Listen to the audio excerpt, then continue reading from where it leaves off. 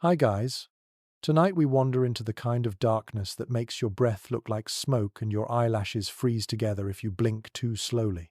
You imagine stepping out into a world so still, the air itself feels alive, whispering in the timbers of an old cabin. Tonight we talk about cold, and about the people who knew it better than any of us ever will. The pioneers, the settlers, the wanderers who slept beneath frost-covered rafters and woke up surrounded by silence so thick it felt like a wall. You probably wouldn't survive this, not without a dozen gadgets and a pile of fleece. So, before you get comfortable, take a moment to like the video and subscribe, but only if you genuinely enjoy what I do here. And as always, tell me where you're listening from and what time it is for you right now. Now, dim the lights. You trudge through the brittle snow, every step making a sound like crushed sugar. The horizon is a pale stripe between black trees and grey sky. There's no traffic hum, no electric buzz, just the whisper of wind and the creak of frozen leather. This is how the pioneers began their mornings, measuring survival by the sharpness of air in their lungs. When they said it was biting cold, they meant it literally. Skin cracked, lips split, and the smallest mistake, a wet mitten, a lost ember, could end a life by dawn. Still, they adapted. You can picture an early settler kneeling beside a fire pit, palms hovering over the thin blue flame. He knows the difference between a cold that means bundle tighter and a cold that means move the livestock now. Their senses tuned to frost the way modern ears tune to traffic. Historians still argue whether this sensitivity came from constant exposure or a cultural reverence for weather itself. Some call it instinct, born of necessity. Others say it was spiritual, a way of listening to the world. What's undeniable is that pioneers read the air like a book. They watched the way smoke hung low or drifted high, the way breath lingered, or how snowflakes clung to wool. If the flakes were soft and dry, the day would stay bitter but still. If they were sticky and heavy, a storm was brewing. You might think of this as folk superstition, but modern meteorologists admit these observations were remarkably accurate. It wasn't science in the academic sense, it was survival science. The quirky part? Many pioneers carried tiny bits of metal, sometimes keys or spoons, in their pockets not for luck, but as impromptu thermometers. A sudden sting of cold metal against the skin told them how low the temperature had dropped. They didn't need a mercury column to know when it was time to bank the fire higher. It's the kind of small, practical intelligence that rarely makes it into textbooks but built entire generations of resilience. As night fell, the world transformed. You imagine lying under layers of rough wool, your nose the only part of you brave enough to face the air. The cabin groans, boards tightening in the freeze. Outside, frost grows like lace across the window, its patterns beautiful and menacing.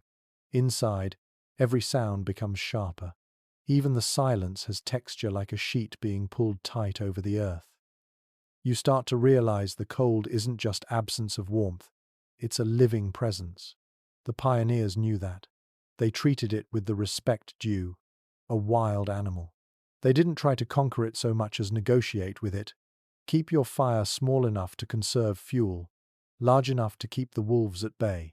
Keep your windows sealed but not too tight, or you'll suffocate by morning. Life balanced on inches of logic.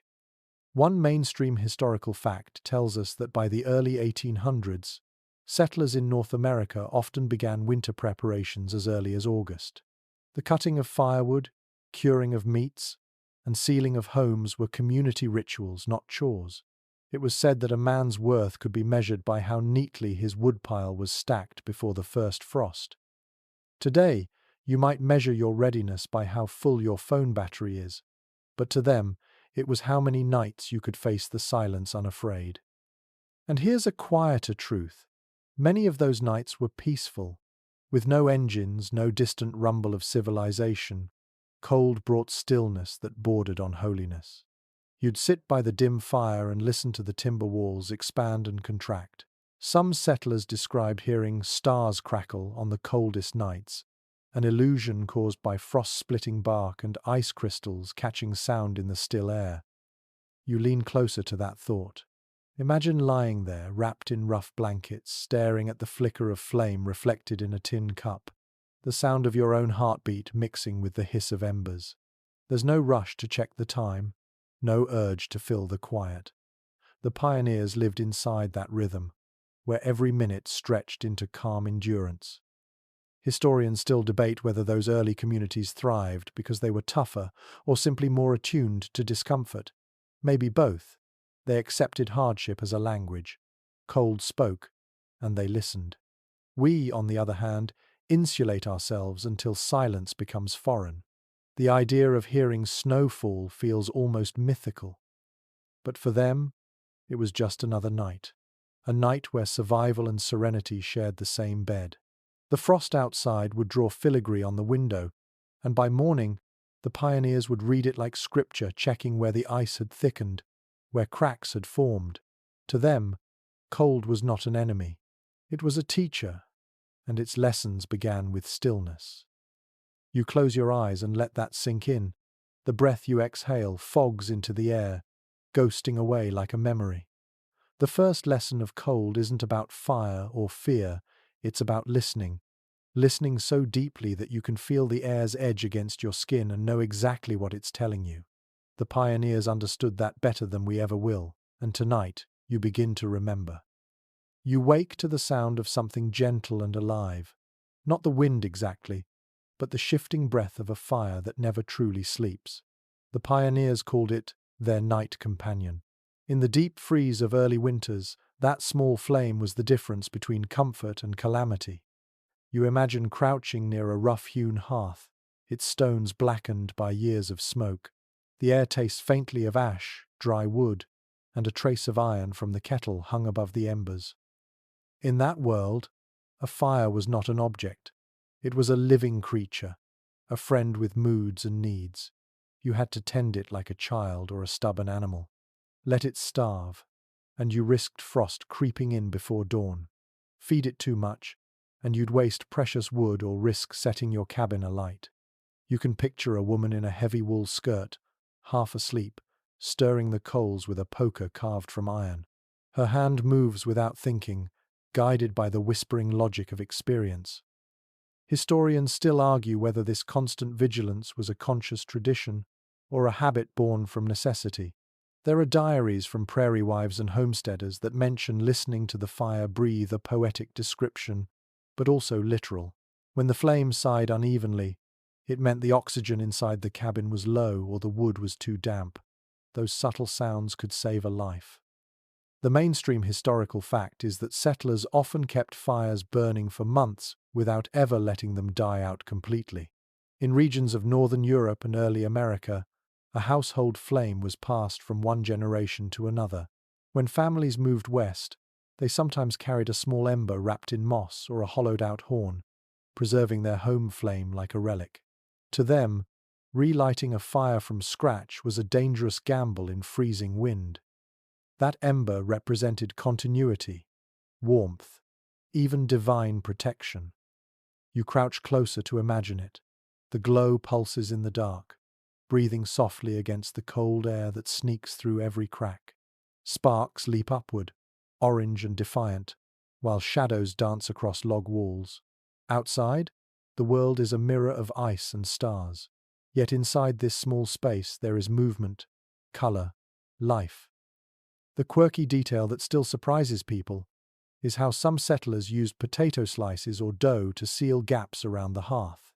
They would smear them into cracks where cold air seeped, letting the starch harden into makeshift insulation. Others burned dung, peat, or even dried seaweed when wood was scarce.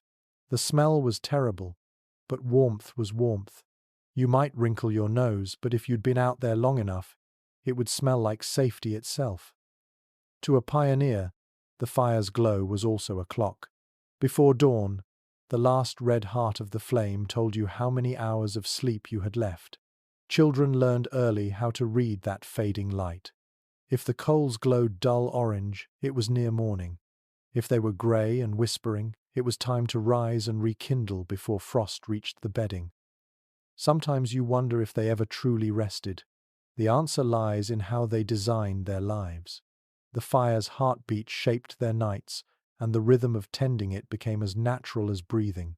No one complained. They knew that losing vigilance meant inviting death.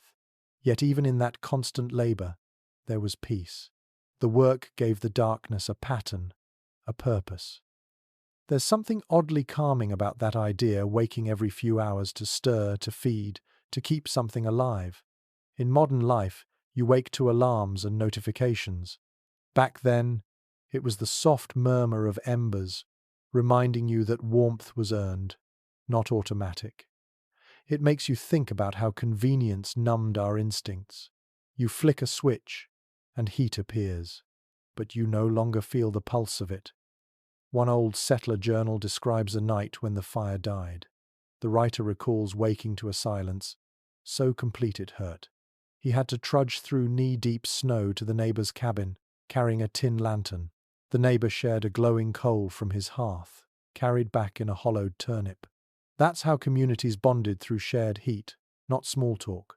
Fire connected people before electricity connected wires. Historians still debate whether these customs of shared flame came from pagan rituals or simple practicality. Either way, the symbolism lingered. To give someone fire was to give them life. To refuse it was an act of hostility. In many pioneer towns, the communal bonfire was a social glue, where gossip, prayer, and laughter mingled with the scent of sap and smoke. You picture the scene. The snow reflects the orange glow of the flames, and faces gather close, half hidden by wool scarves. The sound of cracking pine fills the still air. Someone hums a hymn. Someone else tells a story about frost spirits. Even skeptics listened, because in that endless white, imagination was as necessary as fuel. A modern scientist might point out that the radiant heat of a fire doesn't just warm bodies, it alters mood. The steady flicker stimulates relaxation responses, lowers heart rate, and slows thought. Pioneers didn't have the vocabulary for neurochemistry, but they knew its truth in their bones. They called it peace fire, a word that shows up in letters from Scandinavian immigrants. The longer you stare into that imagined fire, the more it feels alive. You sense how fragile yet enduring that warmth must have seemed in the dead of winter. The pioneers didn't simply burn wood. They burned anxiety, loneliness, and fear. Every pop of the flame was a small defiance against the void outside.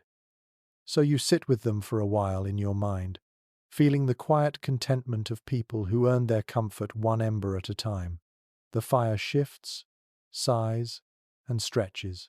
Someone stirs, pulls a blanket tighter. The night carries on, the flame breathing softly, never truly asleep. You wake before sunrise, wrapped in layers that scratch, itch, and smell faintly of smoke. The cold presses in from every wall, but you are still alive, cocooned in the ancient logic of fabric and instinct. The pioneers understood that warmth was not a luxury. It was an art form. Every thread, every seam, every layer mattered. Wool, linen, hide, and fur. These were the original survival technologies long before synthetic fibers and heated jackets. A record from early frontier diaries notes that settlers often began dressing for winter in October, stacking garments like armor. First came a linen shirt, then a wool vest, then a hide jerkin, and finally a greatcoat heavy enough to stand upright on its own. Each layer trapped air, the invisible insulation that made the difference between shivering and sleeping.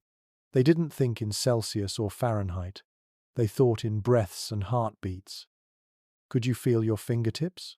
Could you breathe through the scarf without icing your lashes? That was their weather report. It's easy to imagine the sensory world of those clothes.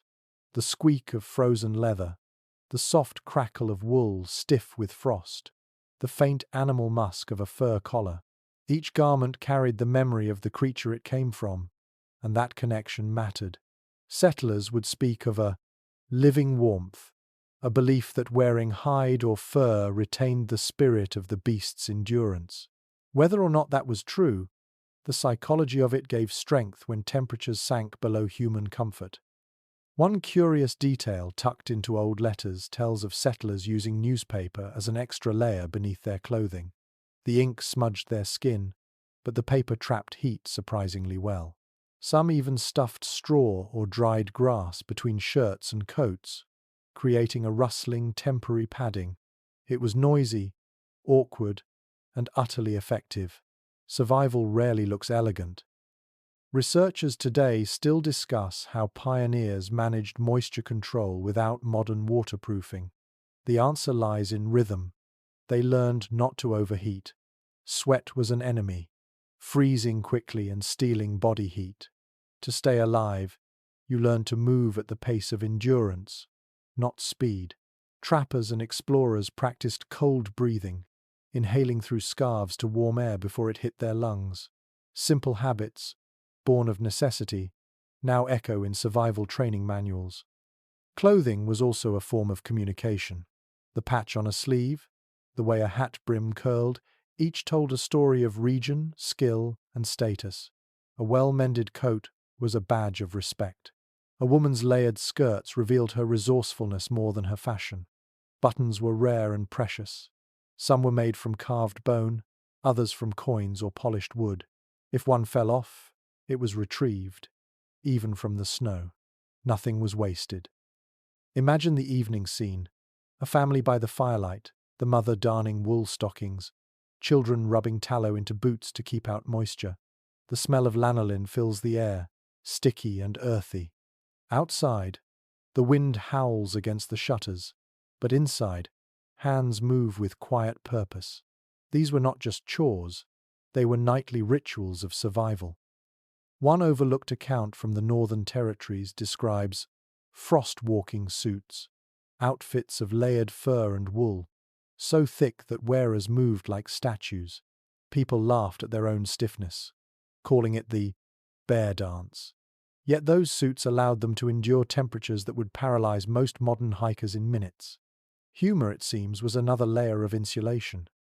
Contemporary historians differ on whether early settlers truly understood the science behind insulation or simply learned through pain. Perhaps both are true.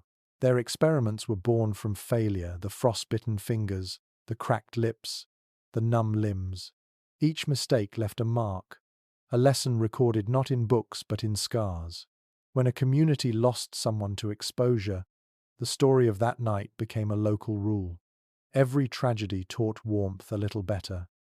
There was also pride in resilience.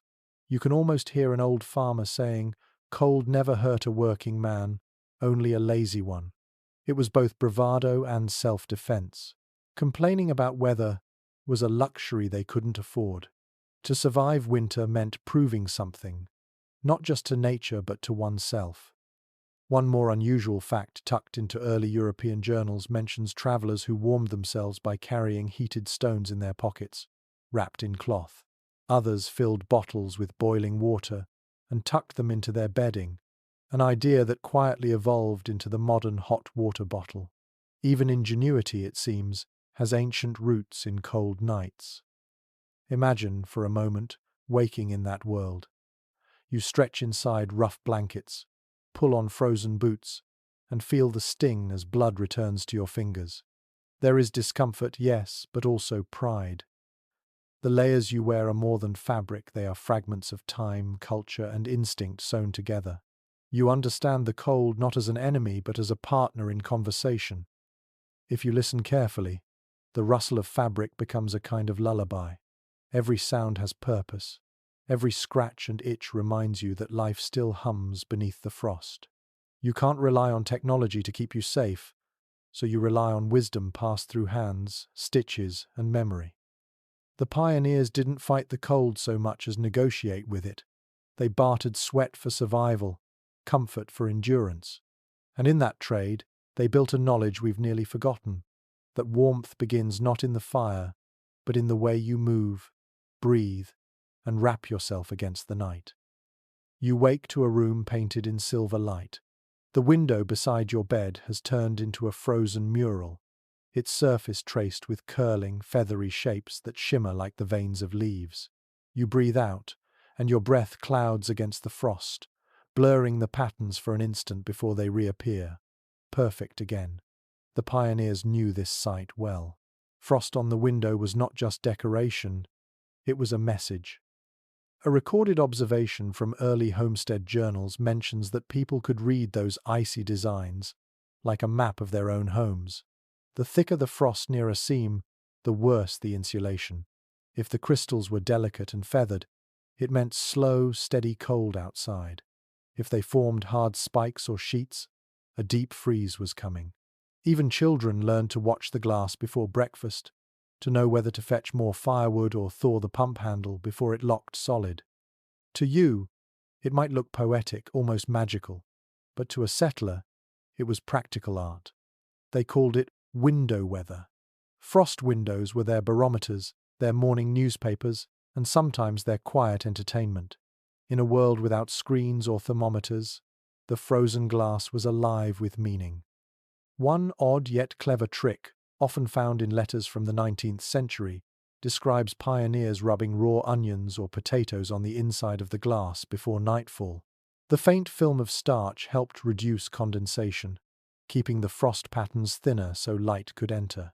It was an early version of window insulation, born of kitchen wisdom rather than chemistry. Researchers still discuss how these early homes managed to balance air circulation and heat. Many cabins had no chimneys at first, only smoke holes. Too tight a seal, and smoke suffocated the family. Too loose, and the wind stole every ember of warmth. The frost on the windows told them which way the balance was tipping. Where ice was thickest, drafts were cruelest. Some pioneers pressed rags or paper into those gaps, sealing them with tallow or beeswax. The cold shaped more than their architecture. It shaped their imagination. You can almost see a small child tracing the frost patterns with a fingertip, inventing stories from the shapes. Some families believed that the patterns were written by Jack Frost, a mischievous winter spirit. Others thought angels had touched the glass during the night. These myths softened the hardship, turning discomfort into wonder. A curious note from a New England diary describes how a family began each morning by naming the shapes on their frozen window: the fern, the bird's wing, the waterfall, before scraping away a patch to see the world outside. That daily ritual was both necessity and poetry, a small moment of beauty carved from survival. Chroniclers of the period often mention how frost affected domestic life in subtler ways. Plates cracked if placed too close to the window. Ink froze in inkwells, thickening into sluggish black syrup. Bread dough refused to rise. Every task became a negotiation with the cold, and every breath was visible proof of persistence. Imagine sitting by that window with a candle burning low. The flame flickers against the icy surface, reflecting in hundreds of tiny fractures. The sound of the wind outside is steady but distant, like ocean waves under snow. Inside, you feel both fragile and strong at once. The frost isolates you from the world, yet connects you to it through beauty. One overlooked detail in architectural records suggests that people used frost to judge when to mend their walls. They called it reading the house. When frost crept lower down the windows each winter, it meant the building was settling, losing its seal. It was a slow, visual language of maintenance, a dialogue between human craft and nature's cold artistry. Modern scientists would describe frost as the crystallization of water vapor on glass colder than the surrounding air. But to the pioneers, it was something closer to handwriting. They said frost told on them, revealing where they had built poorly, where they had been careless with the fire, where they had slept too soundly while the cold crept in. You picture a woman in a wool shawl, breathing on her window to melt a small circle, peering out at a world blindingly white. Somewhere beyond the barn, the sun rises over frozen fields. The frost sparkles like crushed glass, and for a moment, you understand why she pauses to watch it. Even hardship can glitter if you learn how to see. A less discussed belief from that time claims that frost patterns could predict the future. Some settlers thought certain shapes meant a good harvest ahead or the safe return of loved ones. It was a form of quiet superstition, a way of finding meaning when so much was uncertain. Scholars today still debate whether these interpretations were serious omens or simple diversions to pass the long, silent nights. Regardless of belief, the frost windows became the house's diary. Each night, new entries appeared, written in ice, erased by daylight.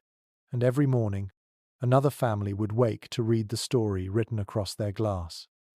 You run your hand along that imaginary frost now. It feels cold enough to sting, yet delicate enough to shatter at a touch. The pioneers lived with this fragility every day, reading beauty and danger from the same window pane. We forget that cold once had handwriting, that silence once spoke in crystal script. The pioneers never did. The cabin air feels close but alive, scented with smoke, wool, and the faint sweetness of drying apples. You can hear breathing all around you, soft and steady, layered beneath the sound of logs shifting in the stove. This was the music of winter life among pioneers, a symphony of warmth made not just from fire, but from each other. The economics of body heat governed their survival. A record from mid-19th century farm accounts reveals that many families built their homes with shared sleeping quarters, not only out of modesty or space limitations, but to conserve heat. The warmth of 5 or 6 people under one low ceiling meant a fire could burn lower through the night. Heat was a currency. Bodies were its savings banks. The family's position in bed sometimes followed hierarchy: parents in the center, children at the edges, and the oldest nearest the drafty walls. You can imagine it now: quilts stitched from worn dresses, sheets thick as rugs, and a smell of human closeness impossible to forget. The pioneers did not talk about personal space. They talked about keeping their toes. One unusual domestic custom mentioned in rural diaries describes how families placed warm stones wrapped in flannel at the foot of the bed. In the morning, those same stones were dropped into buckets of cold water to keep from cracking, ready to be reheated for the next night. Nothing went to waste. Even warmth was recycled. Architectural historians have noted that many log cabins and early prairie homes were deliberately built low and compact.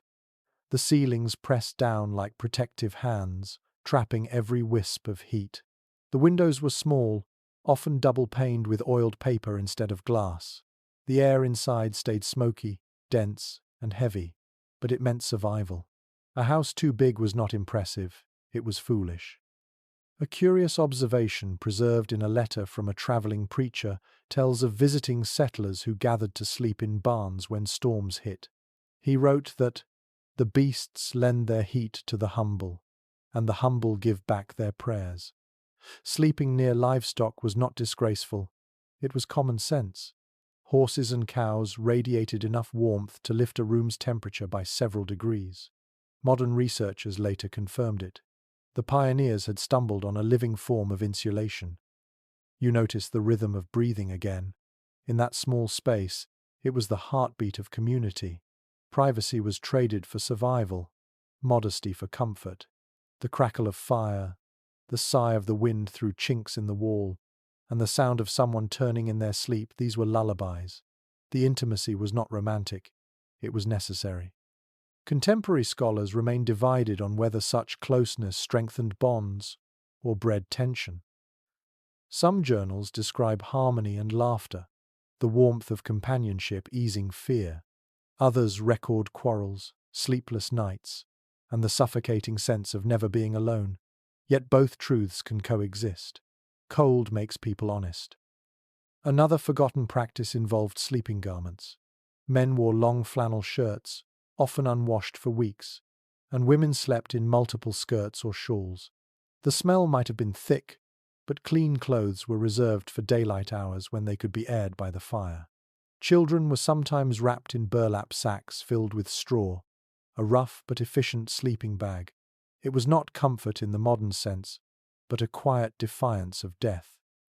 You imagine morning breaking after such a night. The window glows with frost again, but the air inside has softened. The fire whispers back to life as someone blows on the coals. Blankets rustle. A baby whimpers. Someone laughs at the steam rising from a cup of weak coffee.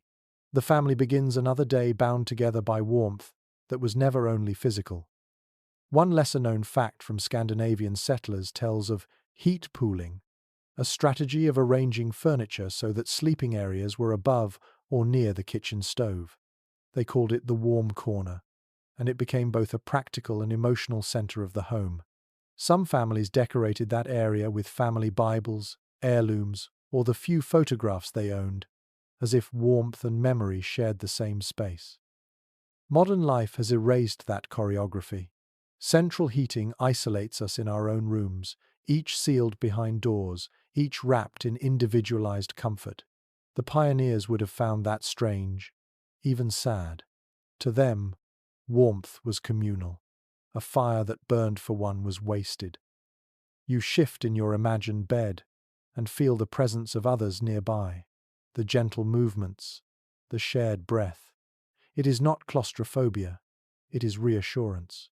The pioneers did not invent technology to fight the cold, they built their families to outlast it. Some anthropologists suggest that the constant nearness of others shaped how frontier societies understood kindness. When you sleep close enough to hear another person's heartbeat, cruelty has no space to grow. Maybe that is what the cold taught best, empathy forged by necessity. As you drift in that thought, the cabin fades again into quiet. The fire hums low, the snow outside falls without sound, and all that remains is the gentle proof of life, one breath at a time, shared warmth, and a fragile peace carved from the winter. The world outside has gone perfectly white. The trees look heavy with silence, and even the sound of your boots disappears into the powder. You take a breath, and it feels sharp and almost sweet, as if the air itself were alive. The pioneers knew that snow was not just a danger to endure, but a tool to use. They discovered what nature already understood. Sometimes, the coldest material is also the warmest shelter. Accounts from Arctic explorers and prairie settlers describe how snow could be shaped into protection. A drift piled against a cabin wall acted as natural insulation, blocking the wind better than boards ever could. By winter's peak, homes were half buried, and the settlers preferred it that way. The temperature inside rose several degrees, and the howling outside turned into a muffled hum. A curious note from a Canadian homesteader's diary tells of families who deliberately packed snow around their roofs, calling it the white blanket. The snow froze solid overnight, sealing the rafters and keeping heat from escaping. It was counterintuitive but effective. They learned to let the cold defend them from itself. You picture it now, a small log cabin almost invisible under layers of snow, smoke threading through a narrow chimney, light flickering through frosted glass. Inside, it is dim and hushed, the air damp but safe. When the wind rages, the snow absorbs the fury like a quilt of silence. You feel the warmth differently in that world. It is not comfort, but survival wrapped in stillness. An interesting practice among early trappers was the building of snow huts, temporary domes carved from packed ice. The Inuit had perfected this long before Europeans arrived, but settlers adopted the technique quickly. They discovered that the inner surface of a snow hut could reach just below freezing, while outside temperatures dropped far lower. A candle or a single person's body heat could make the difference between frostbite and rest. Some journals mention that when settlers traveled long distances by sleigh, they would dig shallow trenches in snowbanks and line them with evergreen branches. Covered with an extra layer of snow, those makeshift shelters became warm enough to sleep in. One traveler wrote that, "The snow was my ceiling, my enemy turned friend." His handwriting shakes from cold, but his admiration is clear. Modern researchers still puzzle over how quickly humans learn to trust snow, a substance both deadly and life-saving. It reflects light so fiercely that it blinds, yet it muffles sound until even fear grows quiet. Settlers came to recognize its moods. The crisp squeak of dry frost underfoot meant safety, while the sticky silence of wet snow warned of storms. There was also a spiritual side to this understanding. Some families saw snow as a purifier. They placed bowls of it near windows, letting it melt for drinking water, believing it carried freshness from the sky. Old wives' tales claimed melted snow could cleanse the body or soothe burns. One herbalist's journal from 1832 speaks of using snow water in early medicine, cooled to numb pain before amputations. Primitive cryotherapy, long before the word existed. Not every experience was so serene. In sudden blizzards, snow turned from ally to assassin in minutes. Whiteout conditions erased all direction. People told of walking in circles only steps from their cabins. Some tied ropes between doors and barns so they could find their way home in zero visibility. One farmer's note says, "The world was gone, and only sound remained." The sound he meant was the dull roar of wind over snow, a living heartbeat of winter. Despite the danger, snow taught pioneers patience. They learned that rushing through a storm meant death, waiting meant wisdom, the quiet enforced reflection. You can almost feel it, the sense of surrender as the flakes pile up, each one unique and yet identical, covering the harsh world in gentleness. Children, of course, loved it. They carved tunnels and forts, shaping beauty from adversity. Some adults joined them, pretending to test the snow's strength while stealing a moment of play. One lesser-known story from Wisconsin tells of a frontier pastor who built his Sunday pulpit entirely from packed snow, preaching until it melted into puddles around his boots. Faith, humor, and frost often met in the same place. Contemporary historians often differ on whether such adaptation to snow was instinctive or inherited from older European traditions. In truth, it was both.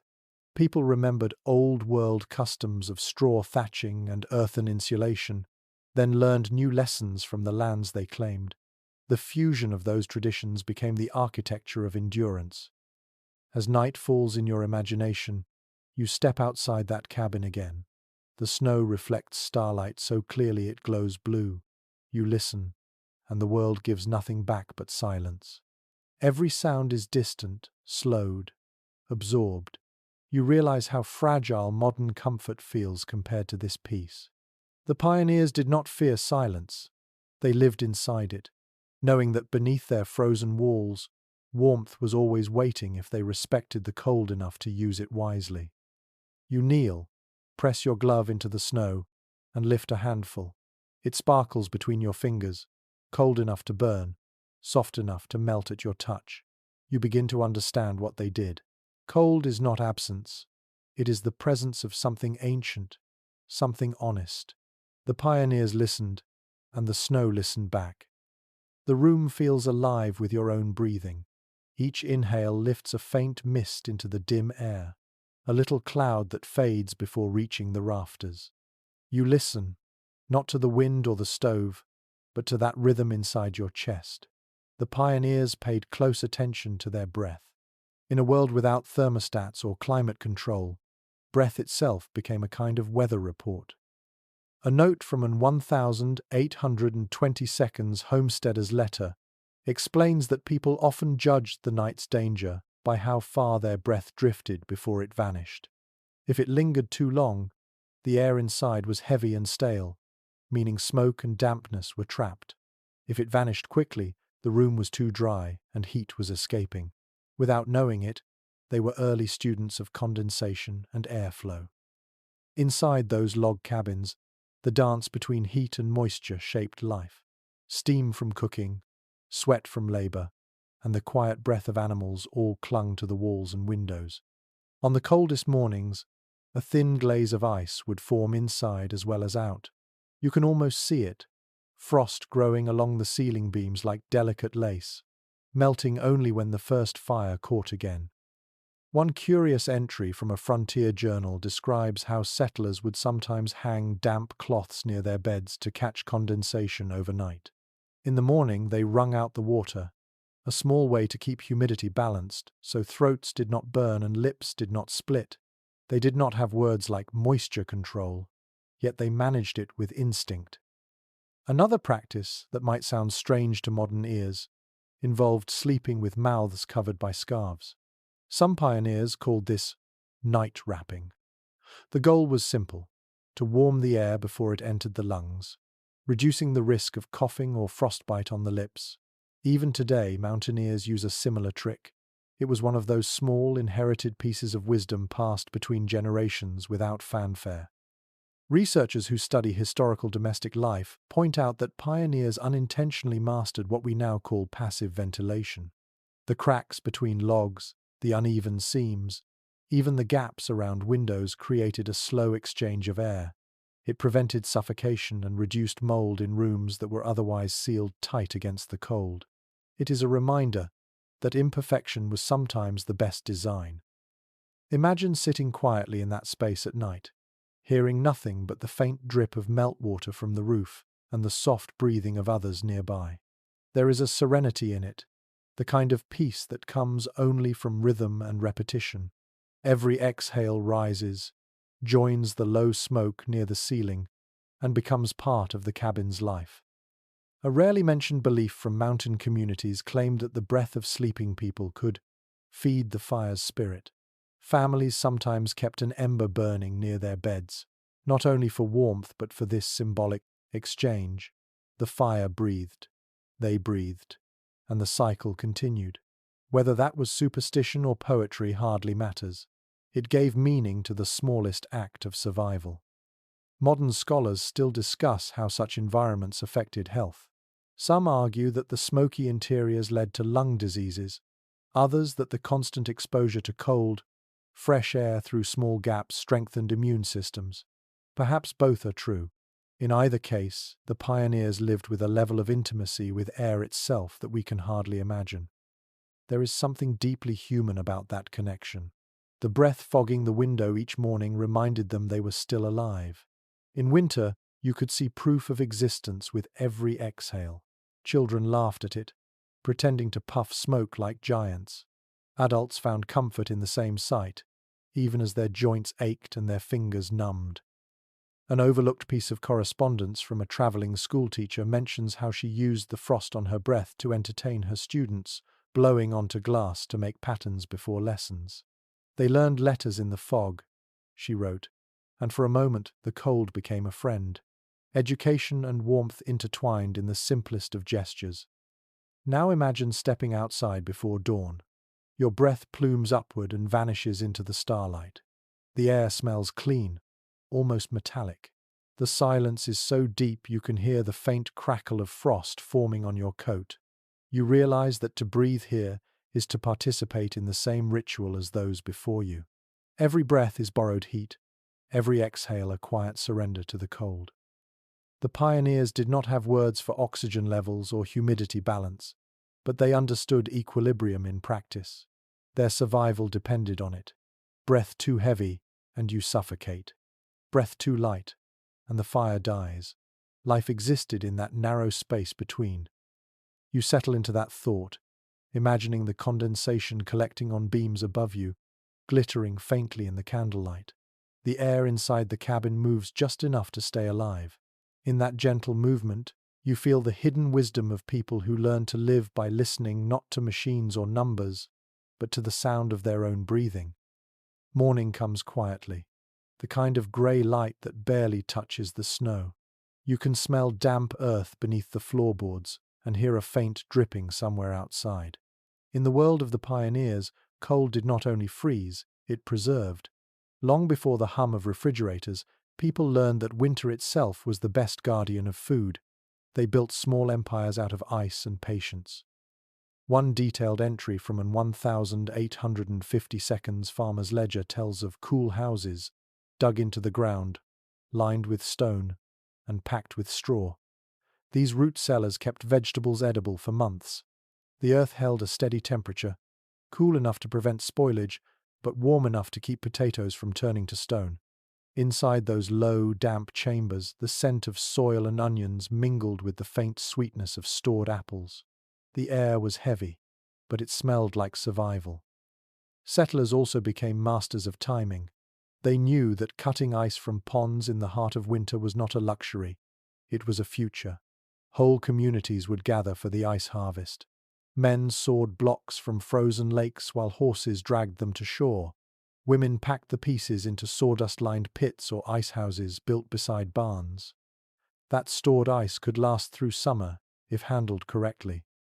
One remarkable note from a Boston merchant's correspondence describes how such ice was shipped as far as the Caribbean and India. Wrapped in sawdust, it traveled in the hold of ships, shrinking but not vanishing. The 19th century had its own version of global refrigeration, powered entirely by winter's generosity. The irony was perfect. Tropical elites cooled their drinks with northern frost. A lesser-known frontier custom involved using snow itself as storage. Families buried meat or butter in packed drifts, marking the spot with sticks.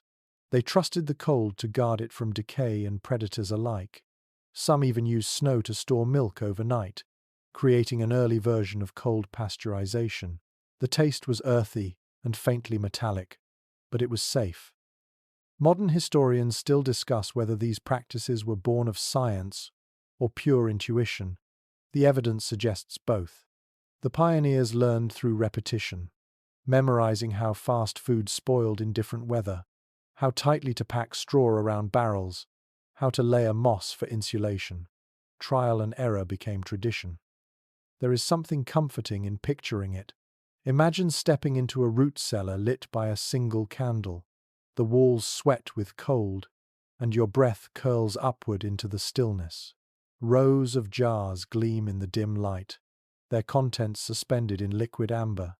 You can almost taste the salted beans and smoked meats waiting for spring. The silence there is absolute, the air faintly sweet with fermentation and frost. One curious account from Norway's settlers mentions an ice room, a pit lined with moss and peat where milk was set to thicken overnight. In the morning they found it creamy and cold, the chill lending it a flavor impossible to recreate today. They called it sleeping milk, a phrase that sounds like poetry but came from observation. Cold made things rest instead of rot. The cold also shaped their trade networks. A farmer who mastered ice storage could barter with neighbors during summer. Butter, meat, and berries became currency. One farm's pond might feed an entire town's supply of cool air months later. It turned winter labor into summer wealth. There was a danger to this knowledge too. Improperly stored food carried disease. Some letters warn of tainted milk from cellars that grew mold or meat that turned black at the edges. Those experiences became hard lessons carved into memory. It was not enough to keep food cold. It had to breathe, even underground. The pioneers learned to leave small vents, letting air exchange slowly between earth and sky. An overlooked innovation from the 1822 was the use of clay jars buried in snowbanks for butter storage. The method created natural refrigeration that kept fat solid without freezing. In spring, the jars were dug up, often still cool inside. Archaeologists have found remnants of those makeshift fridges, their layers of straw still faintly intact. Modern people rely on the click of a thermostat or the quiet hum of a freezer. The pioneers relied on instinct and patience. They trusted the way cold slowed time, how it suspended decay like a long breath held between seasons. There was reverence in that trust. They understood that nature could be an ally when respected. As you imagine standing in that cellar, the candle flickers. You hear water dripping slowly from the ceiling. The cold seeps into your boots, but it feels like a living thing, not a threat. Everything around you is suspended in waiting. Apples sleep in wooden crates. Potatoes breathe through straw. Jars murmur softly as gases escape their lids. This stillness is both science and faith. When you climb back into the open air, the cold rushes against your face like a greeting. Above you, smoke curls from chimneys, and the scent of preserved meat drifts faintly through the wind. The pioneers did not fight the cold. They made peace with it. They learned to let it do their work while they rested. You stand there for a moment, letting the air bite at your cheeks, and realize the beauty of that forgotten wisdom. Cold is not the enemy of life. It is its guardian, holding time still until we are ready again to begin. The day brightens, and the sunlight pouring through the frost-covered window smells of pine and smoke. You notice something unusual for such a harsh environment. The crisp air feels cleaner than you expect.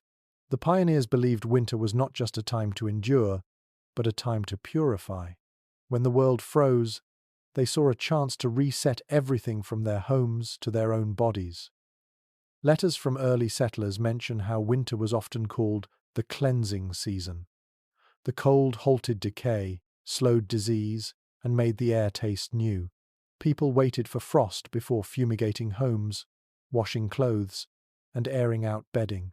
They would open windows wide, letting frigid wind sweep through rooms, trusting the cold to chase away sickness. It was an act of faith as much as hygiene.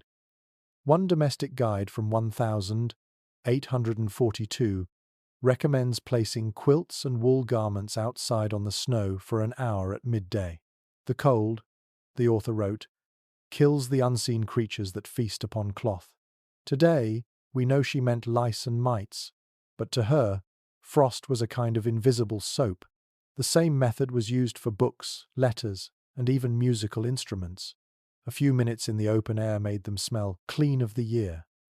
A curious detail found in a New Hampshire widow's journal tells of scrubbing the floors with snow packed into cloth. The melting ice lifted dirt as it vanished, leaving wood pale and dry. She called it washing with silence. It was both work and meditation, a slow ritual of cleansing that left behind not perfume but peace. Medical records from frontier towns show that people noticed a pattern: fewer illnesses in winter. They did not understand bacteria, but they noticed that frost brought health. Cold baths, snow rubs, and icy walks became forms of rustic therapy. One traveler wrote that dipping his face into snow tightened the spirit. Others swore by drinking melted icicles as a cure for sore throats. Modern science might roll its eyes, yet cryotherapy and cold plunges echo that same intuition. The cold even cleaned the air itself. Without modern pollution, smoke from chimneys hung briefly before the frost captured it, pressing it down. The sky seemed sharper, the stars closer. Settlers often wrote about winter light as if it had healing powers. It bleached sickness from the world, at least in their minds. There were strange customs, too. Some families left their mattresses outside overnight once a month in the dead of winter. They believed moonlight and frost together could renew the fiber. Others placed spoons or scissors on windowsills to let the metal rest. These gestures seem quaint now, but they reveal something profound. The pioneers trusted nature to do what medicine and machines could not. Researchers studying domestic traditions have found that the act of cleaning in winter was not just practical but psychological. It was a moment to reclaim control in a season that took control of everything else. When you scrubbed the walls or shook out quilts into the snow, you weren't just removing dust, you were pushing back against the vastness of the cold. You were saying, quietly, that life still belonged here. Imagine the sight of clotheslines strung between frozen trees, linens snapping like sails in the wind, their surfaces stiff with frost before softening again. The sound was delicate, almost musical, fabric striking ice with each gust. Inside, the scent of thawed cloth filled the room, a smell clean enough to taste. A lesser-known account from Russia's Siberian settlers tells of using snow as soap. They rubbed it through hair, on faces, on hands hardened by labor. The skin turned pink, almost painful, but afterward felt new. They claimed it woke the blood. You can imagine the sting, the shock, and then the calm that followed.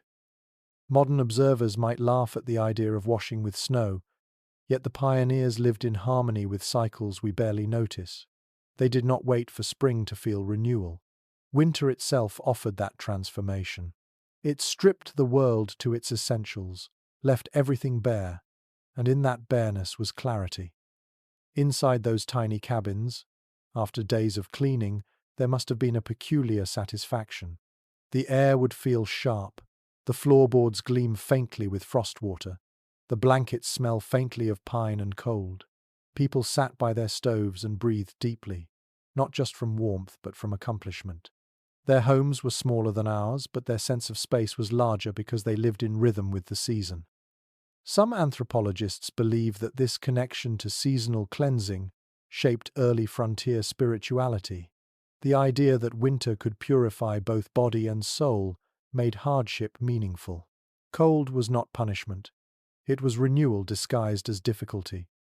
As you imagine that, the scent of clean frost and smoke fills your lungs. You can almost feel the chill on your face, the faint sting that wakes you from the inside out. The pioneers may not have had antiseptics or air filters, but they understood something elemental. When the world froze, it did not die. It rested, reset, and prepared to begin again. You sit quietly in that understanding, feeling the stillness settle around you.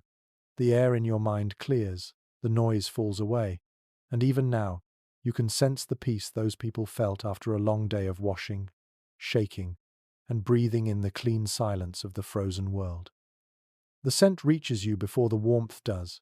It is smoke, rich and layered, filled with pine resin, oak sap, and the faint sweetness of burning bark.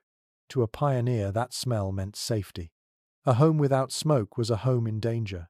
You could almost hear the sigh of relief when the chimney caught and the first curl of grey lifted into the sky. Letters from the 1800s often begin with a line about the fire. The smoke draws well today. That was more than small talk. It was a sign that life continued smoothly. A good fire meant a good roof, dry wood, and lungs that could breathe without choking. Smoke carried meaning in every wisp. A particularly vivid description in a prairie journal explains that each type of wood told its own story in scent and color.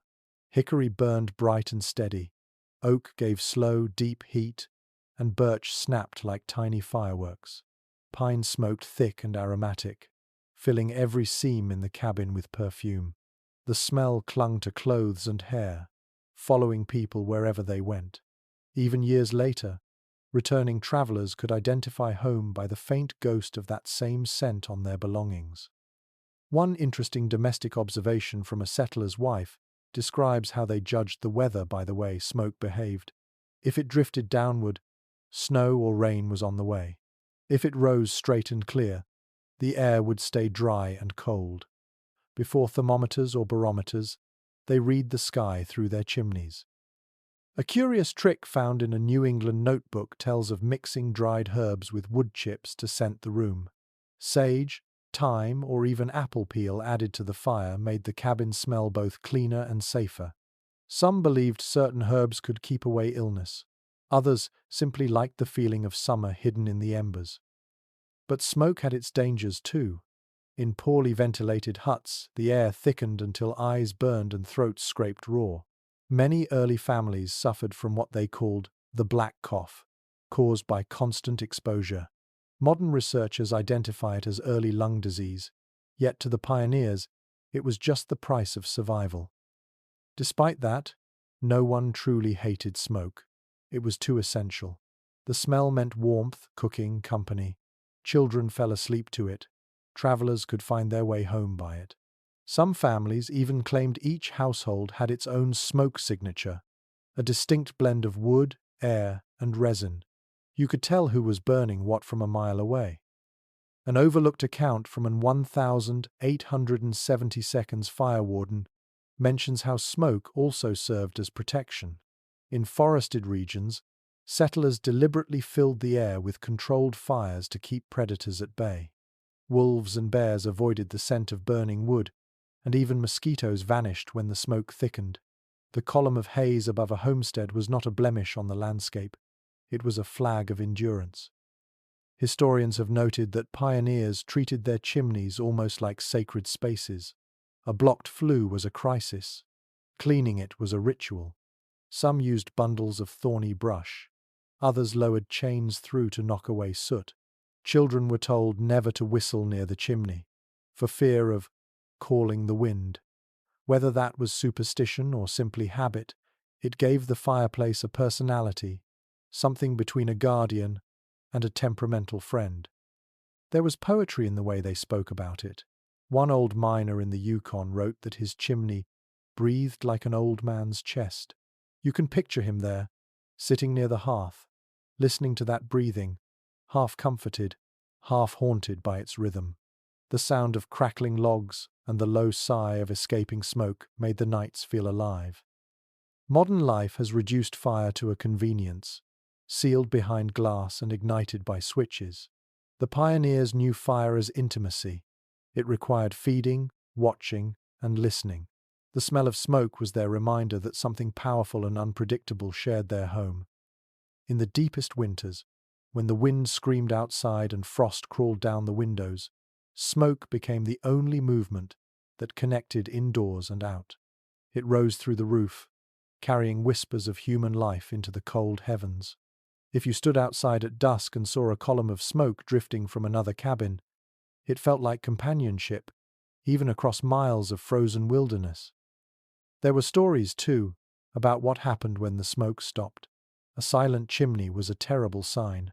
Neighbors would walk through drifts to check, knowing what they might find.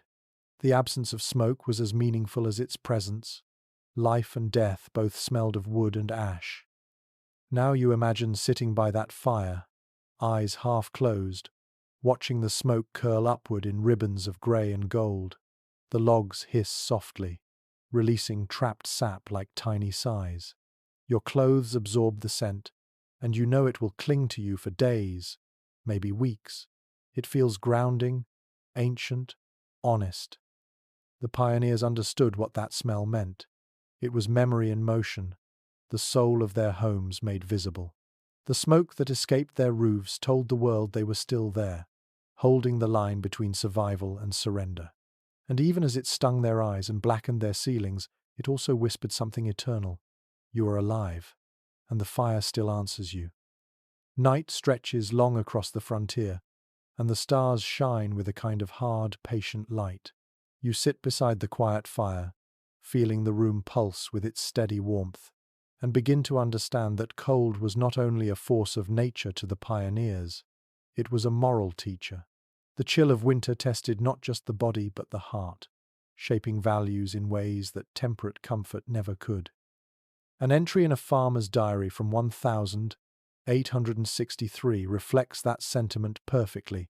The cold makes honest men. It will not let you lie about your strength. Those words ring with pride, but they also carry humility. Every breath of winter reminded people of their place in the world. They could not bluff against a blizzard or charm the frost from their fingers. Nature set the rules, and survival depended on listening. Religious communities in frontier settlements often preached that winter was divine correction. Ministers compared snow to purity, frost to divine discipline. Congregations gathered in unheated chapels wrapped in blankets, breath rising like incense in the air. Faith was a bodily experience, and endurance became proof of devotion. One sermon written in Pennsylvania described the cold as God's pause when the world must bow and be still. Not everyone agreed, of course. Letters from skeptical homesteaders show a more pragmatic view. They treated the cold as a teacher, yes, but one whose lessons came through hardship rather than grace. The frost reminds me that I am small, but also that I am clever, one woman wrote. She learned to take pride in adaptation, not submission. There was a shared belief that the cold revealed character. A person who helped neighbors chop wood or shared coals for a dying hearth earned deep respect.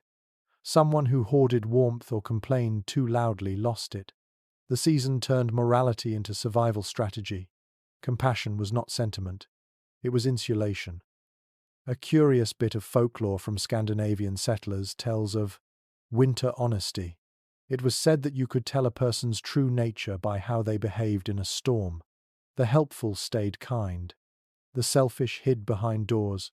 This belief shaped community trust in ways that laws never could. Modern historians suggest that this moral view of weather grew from necessity. In an environment where one mistake could kill, virtues like humility and cooperation were practical tools. Yet over time, these habits became part of the cultural fabric. People started to describe good neighbors as steady as frost, meaning dependable, uncomplaining, and quietly strong. There were also spiritual disciplines connected to cold.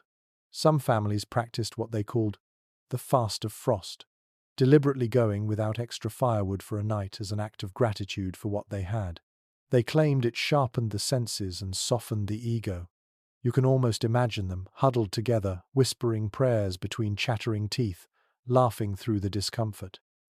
One lesser-known account from a missionary journal tells of settlers who found peace in the rhythmic sound of snow falling on roofs.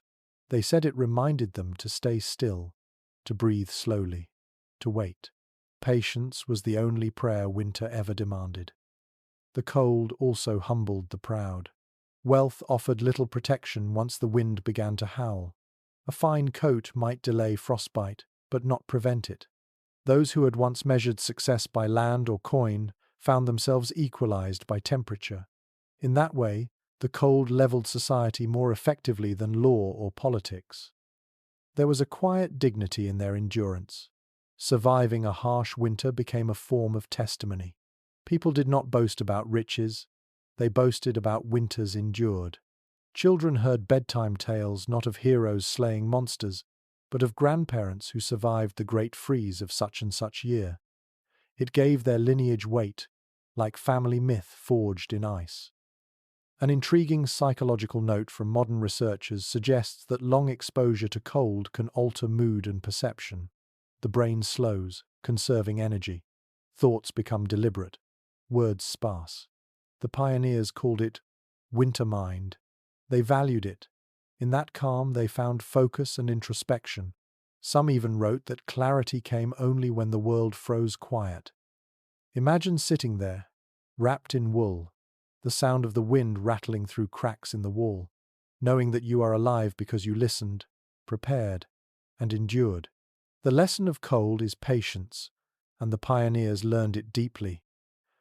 They found morality not in grand declarations, but in small, repeated acts of endurance. Chopping, mending, sharing, surviving. You can feel it even now if you close your eyes, the quiet pride that comes from holding still in a harsh world. The pioneers would have recognized that feeling instantly. To them, warmth was not simply comfort. It was virtue made visible. They did not ask for ease. They asked for strength enough to keep the fire alive until spring. And when spring finally came, they did not forget who they had been in the cold. The frost left the fields, but it stayed inside their hearts as discipline, a reminder that struggle could be sacred if faced with courage and care. The air feels sharper today, the kind that pinches your skin before your mind fully wakes. You step outside and see the world glazed in white, sparkling with the sort of quiet only deep cold can bring. The pioneers knew that winter was not merely an obstacle, it was a medicine chest. They found healing in the ice, remedies in the snow, and renewal in the very element that threatened to destroy them. A record from an 1837 Frontier Medical Manual describes the snow cure, a treatment that involved rubbing frost across swollen joints or aching limbs. The text explained, in plain script, that cold tightens the flesh and drives out the pain. The logic was crude, but in its simplicity, there was truth. Modern cryotherapy echoes the same idea, though wrapped in chrome and science. The pioneers already understood what doctors later named circulation therapy. One curious recollection from a mountain trapper's diary mentions packing snow around his twisted ankle and sleeping with it all night. He wrote that the swelling shrank by morning and the pain had gone silent. He also noted that he dreamed vividly, as if the body and mind cooled together. The idea that cold affected not just muscles but dreams fascinated many. Some claimed that sleeping in frigid rooms made their thoughts clearer, their tempers calmer. Women on the frontier also found ways to use ice medicinally. Letters from Minnesota settlers describe collecting snow water to wash the face and eyes. They believed it kept the skin young and reduced headaches. Mothers pressed cold cloths soaked in melted frost to children's foreheads during fevers. Even without understanding inflammation, they knew that cold slowed the fire within. Travelers carried little pouches of ice wrapped in cloth to soothe bruises or burns. When no ice was available, they used river stones cooled in snow. Each method came from observation, not instruction. People learned from nature's rhythm, paying attention to how quickly pain faded when the body met cold air. A rare account from a frontier doctor reveals another strange practice. Patients were sometimes made to breathe cold air deeply before sunrise, believed to shock the lungs awake. He insisted it strengthened the chest.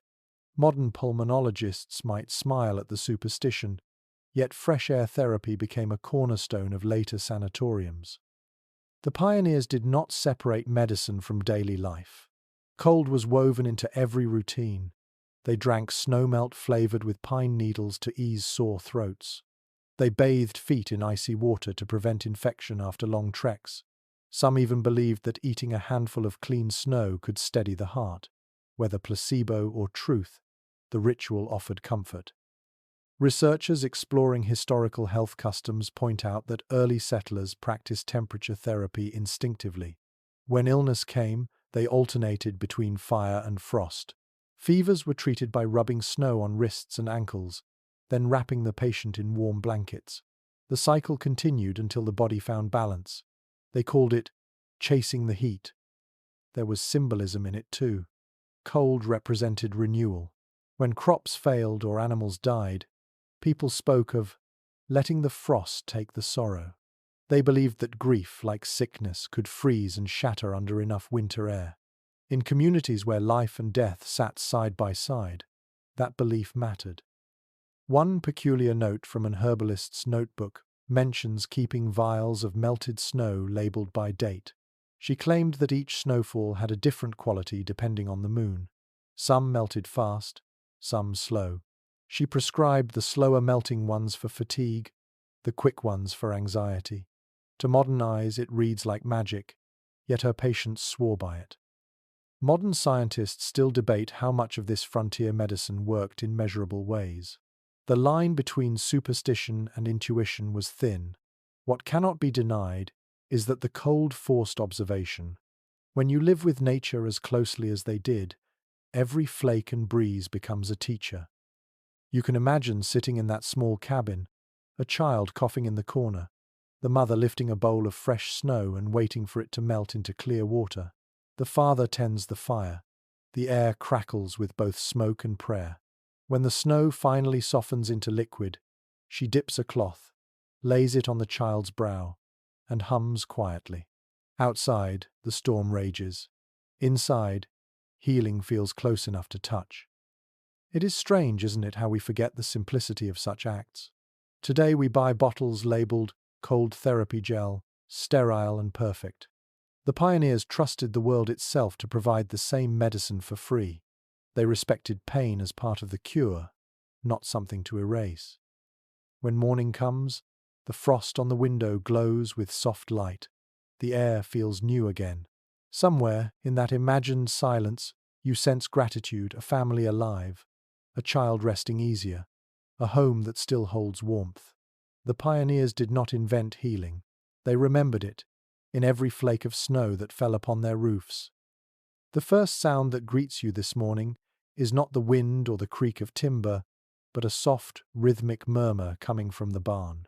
You step outside, and the air smells faintly of hay and frost.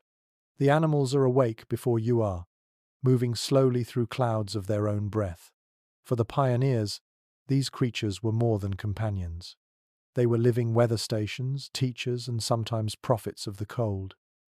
A note in a farmer's log from 1854 mentions that when cattle grew restless at dusk, pawing at the ground or facing a single direction, frost was near. Horses that refused water meant ice was coming overnight. Geese lifting into sudden flight predicted snow. Every creature carried a message, and the pioneers learned to read them all. One particularly detailed entry from a trapper's notebook describes foxes digging deeper dens just before a temperature drop. He took that as his cue to seal the cabin's cracks with moss. He wrote, "The foxes know what the clouds will not tell." That sentence alone captures how intimately people listened to the natural world.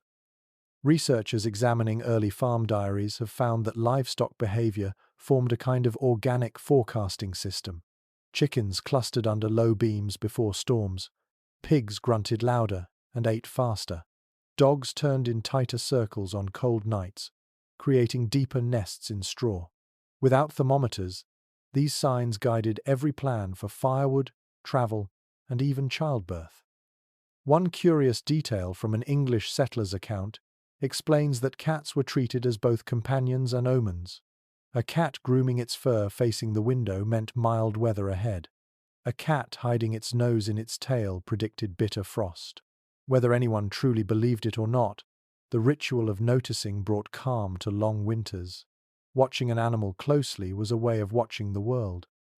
A little-known observation from Arctic traders tells of using reindeer breath as a guide for travel. When the vapor from their nostrils fell quickly, it meant air pressure was dropping. That was the signal to turn back before a whiteout. The pioneers had no barometers, yet they carried living ones at their side. Even farm dogs played their part. When a dog's fur stood out stiff from its body, farmers said the frost had teeth.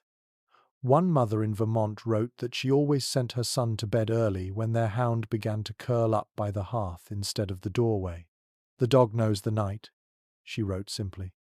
Modern scholars studying animal science have confirmed that many of these observations held truth. Changes in barometric pressure, humidity, and static electricity influence animal behavior long before humans can sense a shift. The pioneers might not have known the terms, but their trust in instinct was accurate. Beyond prediction, animals gave warmth in a more literal sense. Cowshed walls radiated heat. Chickens clustered like living blankets, raising barn temperatures by several degrees. Some settlers built sleeping lofts directly above stalls so body heat from livestock would rise through the floorboards. It was practical and strangely comforting. An overlooked letter from an Irish immigrant woman recalls nights when the family gathered in the stable during storms. She wrote that the rhythmic sound of cows chewing hay was the kindest sound in the world. It lulled children to sleep when the wind outside howled like a living thing. The pioneers believed animals possessed a wisdom that humans had lost. One preacher even delivered a sermon titled "Lessons from the Ox," comparing patience in hardship to the steady, uncomplaining gaze of working beasts. To him, survival was not about domination but imitation. "Watch the animals," he said, "and you will learn how to endure." There were also legends. Some told of birds vanishing before deep freezes, taking warmth with them. Others said owls carried messages from the coming frost. Children grew up half fearing, half admiring these signs. Every sound outside after dark felt like a whisper of what tomorrow might bring. Modern biologists might call this an early form of ethology, but for the pioneers, it was simply common sense. They could not afford to ignore what the animals said. Every misplaced hoofprint or restless night in the barn was data. Each cry in the wind, each paw on the snow, was a piece of the grand conversation between life and weather. Imagine standing there now, lantern in hand, listening to the quiet chorus of breathing in the barn. The warm musk of straw fills your nose, and the cold presses against your back. You can feel the peace in it, the understanding that these creatures are part of your own survival. Their steadiness is your reassurance. When dawn spreads, the animals move in slow, deliberate rhythm. Steam rises from their backs, mingling with the pale sunlight. You watch them and realize how much of life the pioneers learned not from books or sermons, but from hooves, feathers, and breath. The animals taught them the language of weather, and they listened as if their lives depended on it because they did. The cold has settled deep now, the kind that makes the wood of the cabin crack like gunfire in the night. You run your hand along the wall and feel the rough grain of logs, each one fitted with a craftsman's patience. The pioneers built homes that didn't fight the cold directly but bent around it, trapping heat like secret treasure. Their architecture was a conversation between endurance and imagination. Old surveyor maps from the 1800s show how settlements in harsh climates favored the smallest possible footprint. Low ceilings, narrow rooms, and thick walls helped preserve warmth. Builders knew that air, not fire, was the real insulator. The less space to heat, the longer the fire lasted. Each corner of a cabin had purpose. Kitchens shared walls with sleeping areas, so that cooking heat doubled as nighttime warmth. One letter from a Norwegian settler describes her husband's miracle chimney. He designed it to pull air in from a trench beneath the house. warming it before it reached the hearth. It was primitive engineering, yet remarkably effective. He called it the Earth's breath. The structure funneled cold air through soil, where it softened before touching flame. In that simple invention lies the ancestor of modern heat exchangers. A particularly inventive frontier family used sod bricks to build their home. Each layer of earth, grass, and root held moisture that froze solid, creating walls as dense as stone. In spring they softened again, breathing like living skin. Visitors mocked them for living inside. A garden turned inside out. But those houses stood longer than the lumber cabins nearby. Archaeologists who study pioneer dwellings note that their design revealed priorities: conservation over comfort, function over display. Every inch of space worked. Storage nooks were cut into wall gaps, doors were draped with quilts instead of wood, and chimneys were often placed in the center rather than at the edge. The goal was to make every spark of heat travel the farthest possible distance. A curious domestic solution recorded in a Kansas homestead journal describes how settlers made heat traps by hanging thick curtains across doorways. The fabric divided rooms into layers of warmth. The front room might hover just above freezing, but behind the curtain, by the fire, the air turned soft and almost cozy. Children slept closest to the hearth, their dreams painted orange by the flickering light. Some families even built false ceilings, canvas sheets strung low across rafters to trap warmth from escaping upward. In the mornings, frost sometimes gathered on those makeshift ceilings like stars, melting at sunrise and dripping rhythmically into basins placed below. It was as if the house itself exhaled the night. Modern architectural historians often debate how much of this design came from European influence and how much from experimentation in the New World. The conclusion is always the same: adaptation was everything. The pioneers didn't just transplant their traditions, they reshaped them to fit new temperatures, new materials, new threats. One lesser-known story from the Great Plains tells of a widowed woman who built her entire cabin facing slightly northeast rather than south. Neighbors thought her odd, until they noticed her roof collected less snow and her windows frosted more slowly. She had learned from the slope of hills and the angle of sunrise. Her home was tuned to the land itself. You can picture one of these homes at dusk, walls glistening faintly with resin, smoke rising in a thin line through the roof, the inside glowing dim gold. The air hums with a steady heat that feels almost sacred. The fire whispers low, and the walls hold its memory. The scent of baked bread mixes with smoke and damp pine. Everything seems still, yet alive. A rarely discussed detail in carpentry notes shows that some pioneers embedded stones around fireplaces not only for stability, but to hold and release heat slowly overnight. Those stones became silent companions, still warm by morning. A child might press a hand to one and feel comfort even before the day began. As you imagine the quiet of that house, you realize how much intelligence went into every nail, every board, every choice of direction. Nothing was built for vanity. Even beauty was born from necessity. The lines of the roof followed the wind's logic. The placement of a window depended on how the light hit frost at noon. The result was architecture that breathed, listened, and adapted. You sit there in thought, tracing your fingers along the idea of warmth captured by design. The pioneers could not afford waste, and yet, through that restraint, they created elegance. The cabins were small, but the lessons they contained were vast.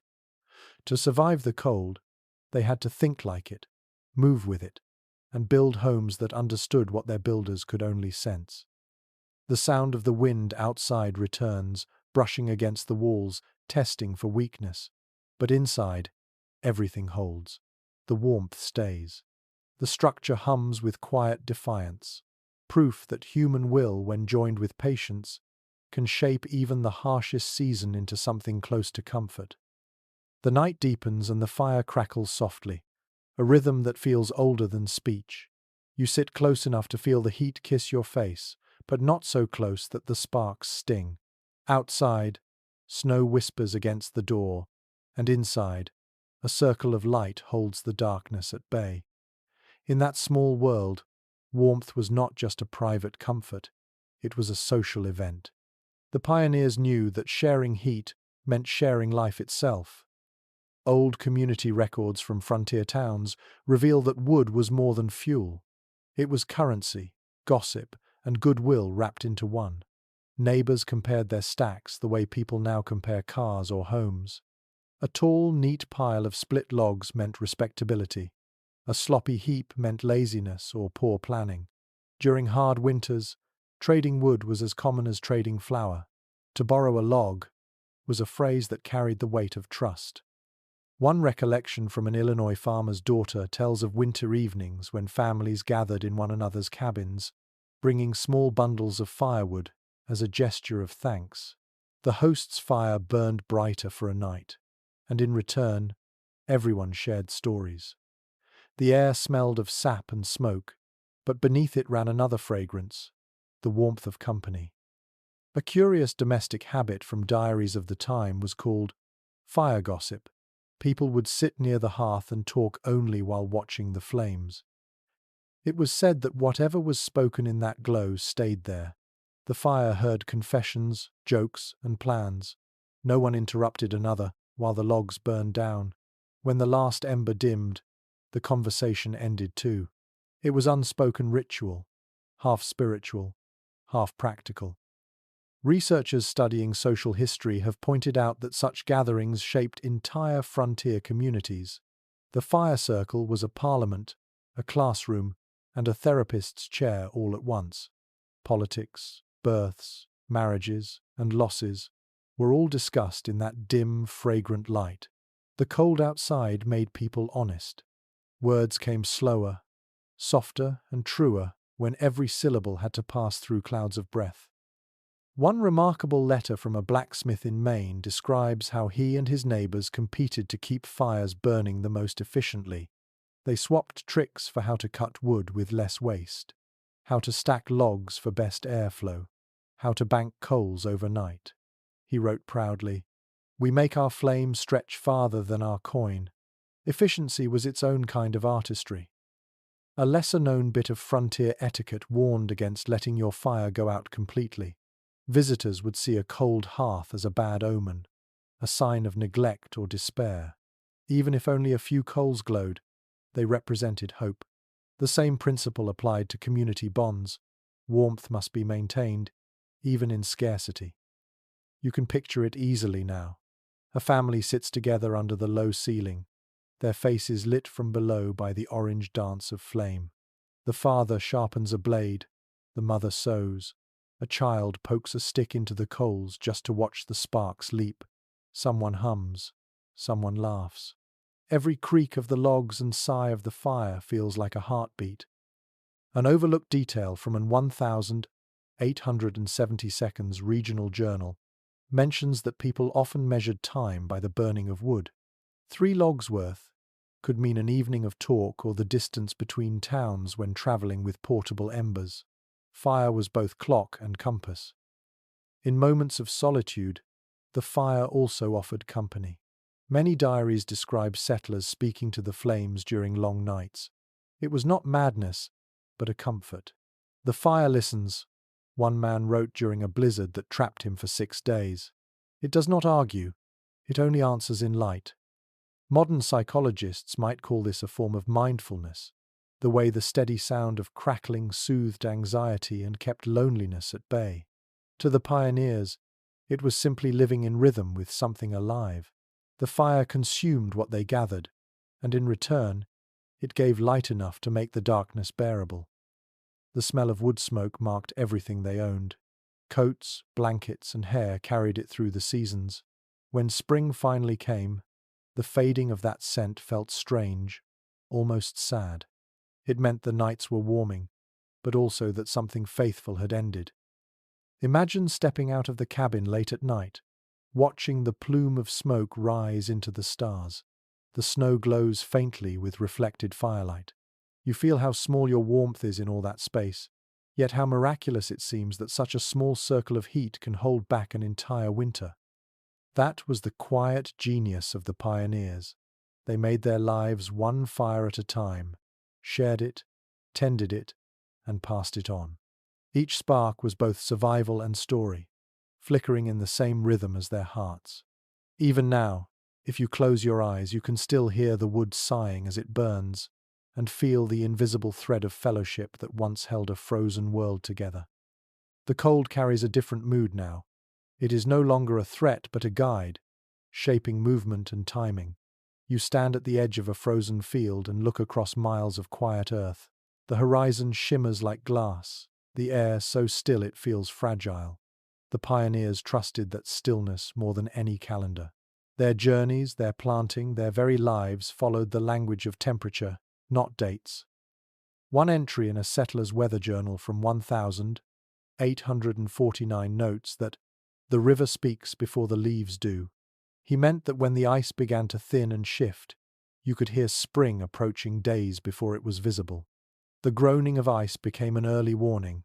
That sound told farmers when to start preparing seed, when to mend plows, when to begin again.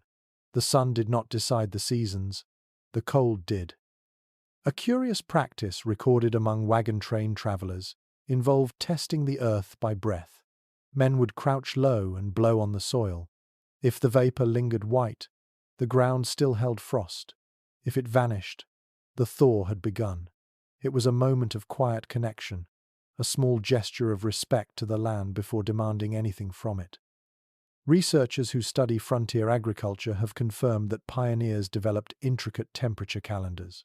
They counted days of frost, not weeks of months. The third hard freeze meant it was time to slaughter livestock for storage. The first soft morning meant to repair fences. Time was not measured in numbers but sensations. The bite of air on the cheek, the sound of water dripping from eaves, the weight of snow underfoot. One remarkable diary from a homesteader in Nebraska describes how his family's migration west was determined entirely by frost cycles. He wrote, "When the nights lose their shine, we go." He meant that once frost stopped sparkling under the moon, the balance had shifted. It was safe to move. Such poetic accuracy guided thousands of miles of human movement, long before maps could. A less-known observation from European settlers in Canada explains that they used the color of animal fur as a seasonal signal. When hares and foxes began turning white early, they prepared for a long winter. If the change came late, travel season extended. It was part science, part intuition, but always survival. Cold dictated trade as well. Frozen rivers turned into highways for sleds and wagons. In winter, routes that were impassable mud in summer became solid, gleaming corridors. Merchants planned journeys around freezing points, timing departures to match the land's transformation. In spring, those same routes vanished back into water. People said the land lent itself to them for a season, and then took it back. One overlooked letter from a fur trader in 1831 tells how he measured distance not in miles but in degrees of chill. "When my breath freezes before it leaves my beard, I am halfway to Fort York," he wrote. It sounds poetic, but it was literal navigation. Each territory had its own kind of cold, a specific taste and sound. To the experienced, air temperature was as distinct as a scent. The cold even influenced language. Old-timers talked about good frost and bad frost, talking cold that warned of snow, and quiet cold that meant safety. They described how snow squeaked at 20 degrees and whispered at 0. Their vocabulary was precise, their awareness profound. Every step outside was an act of listening.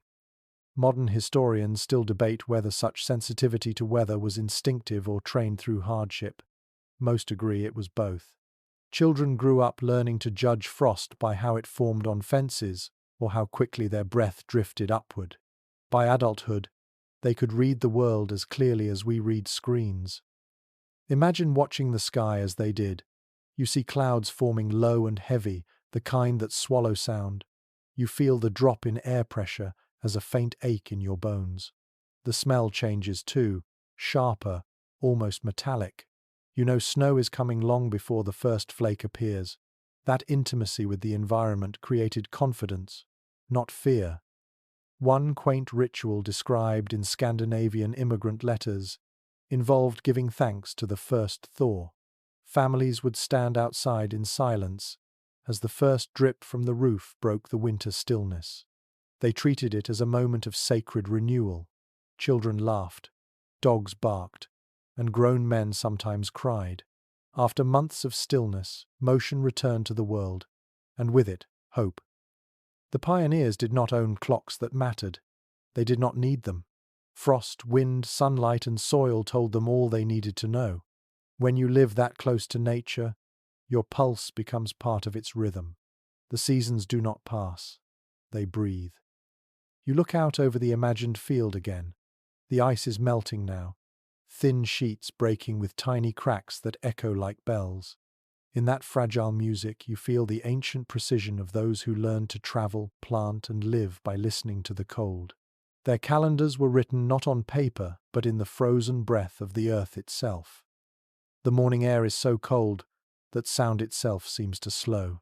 When you step outside, the crunch of snow under your boots feels louder than your thoughts. Yet in the silence that follows, there is music. The pioneers understood this strange symphony of winter. They listened to the frozen world and found rhythm in stillness, melody in the crackle of ice, and harmony in the quiet between gusts of wind. A journal from a frontier fiddler tells of nights when strings would tighten until they almost snapped. He wrote that he could hear the frost tuning before he even touched the bow. On such nights, the air made every note sharper, brighter, almost fragile. The music carried far, echoing across frozen valleys, each tone cutting through the night like light through glass. Historians who study folk traditions note that cold weather shaped not only the music but also the instruments themselves. Violins, flutes, and even drums sounded different when the temperature dropped. Musicians learned to warm their hands over coals, to play slower so their fingers wouldn't stiffen. Some wrapped thin cloth around their instruments to protect the wood from cracking. The pioneers didn't have concert halls. They had barns and frozen porches. Their songs belonged to the air. One curious account from a diary kept by a traveling preacher mentions how his congregation sang softer in winter because the echo lasted longer. "The walls hum after we stop," he wrote. "It is as if the cold keeps the song. Anyone who has walked in snow at night knows that feeling. Sound lingers differently, suspended, pure." A lesser-known custom from Northern Europe that followed settlers across the Atlantic was called ice singing. People would walk out onto frozen lakes at dusk and listen to the groaning and cracking beneath the surface. The ice expanding and contracting made long, eerie notes that wavered like voices. Some said it was the lake speaking to the moon. Others believed it was a sign of good fortune if the pitch fell low and smooth. Modern scientists call this acoustic phenomenon thermic stress. But to the pioneers, it was something sacred. They spoke of the ice, breathing, of the earth itself making music in its sleep. When nights grew too long or loneliness too heavy, families would step outside together, hold hands, and listen. No one talked. They didn't need to. Inside their cabins, sound had its own life. Fires popped softly, wood shifted, kettles hissed, and people spoke in voices that barely rose above whispers. In that confined space, silence was valuable. You didn't waste words. You felt them. One settler wrote, "In winter you speak only when the air deserves to carry it." Children found joy in the smallest sounds, the scrape of skates on frozen ponds, the rattle of sleigh bells, the rhythmic crunch of sled runners. That music of motion became part of memory, binding generations to the same simple pleasures. The pioneers may not have had pianos or orchestras, but they had snow that sang and ice that answered. A curious observation from a Maine homesteader describes how he tuned his fiddle to the temperature. At 30 degrees, he loosened the strings 2 turns. At 10 degrees, 3 turns. "Play too tight," he warned, "and the night will break your tune." He claimed that the sound of a well-tuned fiddle could travel 2 miles in clear, cold air. Perhaps that's true. The cold carries sound in ways warmth never could. Researchers of early American folk music suggest that winter gatherings by firelight were where many enduring melodies were born. The limitations of the season created creativity. Slow tempos, soft chords, and repetition matched the rhythm of breathing in the cold. Songs like lullabies for survival. Imagine one of those nights now. A circle of faces, half lit by flame. Someone hums while another taps gently on the side of a pot. Outside, snow muffles everything. Inside, each sound feels alive. The fiddle begins, the voice follows, and the room fills with something warmer than the fire itself. The melody rises, drifts toward the rafters, and seeps into the frozen dark. Modern listeners might call it primitive, but the pioneers didn't play for audiences. They played to remember they were still human. The sound was proof of life, a declaration whispered to the cold. Even silence afterward was part of the music. The final note stretched endlessly across the frozen landscape. When the song ends, no one claps. They just sit, feeling the warmth between them and the cold pressing in beyond the walls. The night hums softly, a shared heartbeat of flame, voice, and ice. The pioneers never thought of themselves as artists, but in their patience and their listening, they turned survival into song. The next morning dawns pale and brittle. The sun hangs low, shining on frost that looks like powdered glass. You rub your hands together and feel the sting of air that bites before it blesses. For the pioneers, such mornings were full of quiet danger. Frostbite was a constant threat, yet it was also a teacher. In every settlement, people had their own language for what the cold did to the body. Those words told stories of pain, ingenuity, and stubborn endurance. In the letters of a Dakota Territory nurse from 1868, she wrote that the cold has a personality. She meant that frostbite moved differently depending on the day. Sometimes it arrived like a thief, silent and fast, taking toes before you felt the warning. Other times it crept slowly, numbing fingers until they turned white as candles. She learned to recognize its stages just by looking at the color of skin. When the pink leaves, she wrote, the danger begins. Pioneers built a vocabulary around that fear. They spoke of frost nip for early numbness, iron chill for the ache that set deep in bone, and white sleep for the final stage when exhaustion turned fatal. Words like those filled winter journals. They were not poetic invention but survival shorthand. To name something was to control it, at least a little. One curious custom mentioned in letters from fur traders involved using snow to treat frostbite. It seems absurd now, but they believed that rubbing frost with frost-coaxed blood back gently instead of shocking it with sudden warmth. Many saved their fingers that way. The practice lingered for decades before doctors confirmed it was indeed safer than plunging frozen skin into hot water.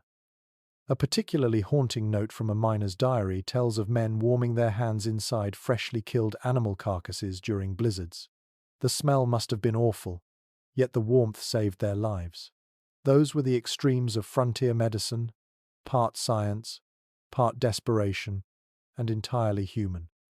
Researchers studying 19th century survival practices found that pioneers were often more observant than they knew. They noticed, for example, that frostbite struck hardest after exertion. People who worked too fast in cold weather sweated, and when that moisture froze, it stole heat from the body. Move steady, not strong, one settler advised in a letter to his son. That phrase, half advice and half warning, captured the essence of winter wisdom. The folklore around frostbite was just as fascinating. In northern communities, people said that the frost woman walked at night, touching those who slept too far from the fire. Her mark was a pale patch on the skin that never regained color. Children were told to cover their ears so she would not whisper into them. Superstition, yes, but one with purpose. It kept them cautious. There was also tenderness in how they treated each other's injuries. A wife might warm her husband's frozen hands against her bare stomach. A mother would press her palms over a child's ears until color returned. These moments were not only medical, they were expressions of care in the most physical form. The pioneers knew warmth best through touch. One overlooked account from a Swedish immigrant doctor describes using candle smoke to detect frostbite. He held a hand over the flame. If the smoke drifted evenly, the skin still had circulation. If it coiled strangely, the tissue was dead. He wrote of performing this test with reverence, as if reading a fragile message written on flesh. Historians continue to discuss whether the pioneers' resilience was a result of technique or sheer stubbornness. Some argue that their knowledge of the cold bordered on instinct.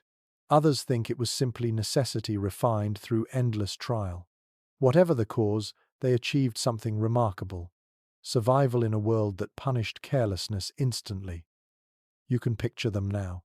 Men and women stepping out into white wind, their faces wrapped in scarves, eyes squinting against the glare. Frost gathers on lashes, lips stiffen, and still they move, slow and deliberate. Every step is a dialogue with temperature, every breath a negotiation. Inside the cabins, the language of frost continued. People compared injuries like war stories. Lost a nail to the river wind, someone might say. Gained it back by morning fire. They found humor in pain because laughter itself made heat. Modern medicine uses sterile tools and measured doses. The pioneers used patience, faith, and the shared warmth of another living body. When frostbitten fingers finally tingled again, it felt like resurrection. Pain became proof that life had returned. You sit by the imagined fire now, flexing your fingers, imagining the ache they must have felt. The flames paint shadows on the walls, and you can almost hear their whispered jokes, their sighs of relief, their quiet prayers for the sun to rise. The pioneers did not conquer the cold. They conversed with it. Their bodies were the first instruments to play the song of frost, each scar a note in the melody of endurance. They learned that pain was temporary, but wisdom lasted as long as the next winter wind. The night stretches longer now, and the cold has reached a kind of perfection. Every surface glitters. Even the air seems to hum with stillness. You lie awake, listening to the faint hiss of frost against the window, and you start to understand why the pioneers dreamed differently in the cold. They noticed that winter changed their sleep.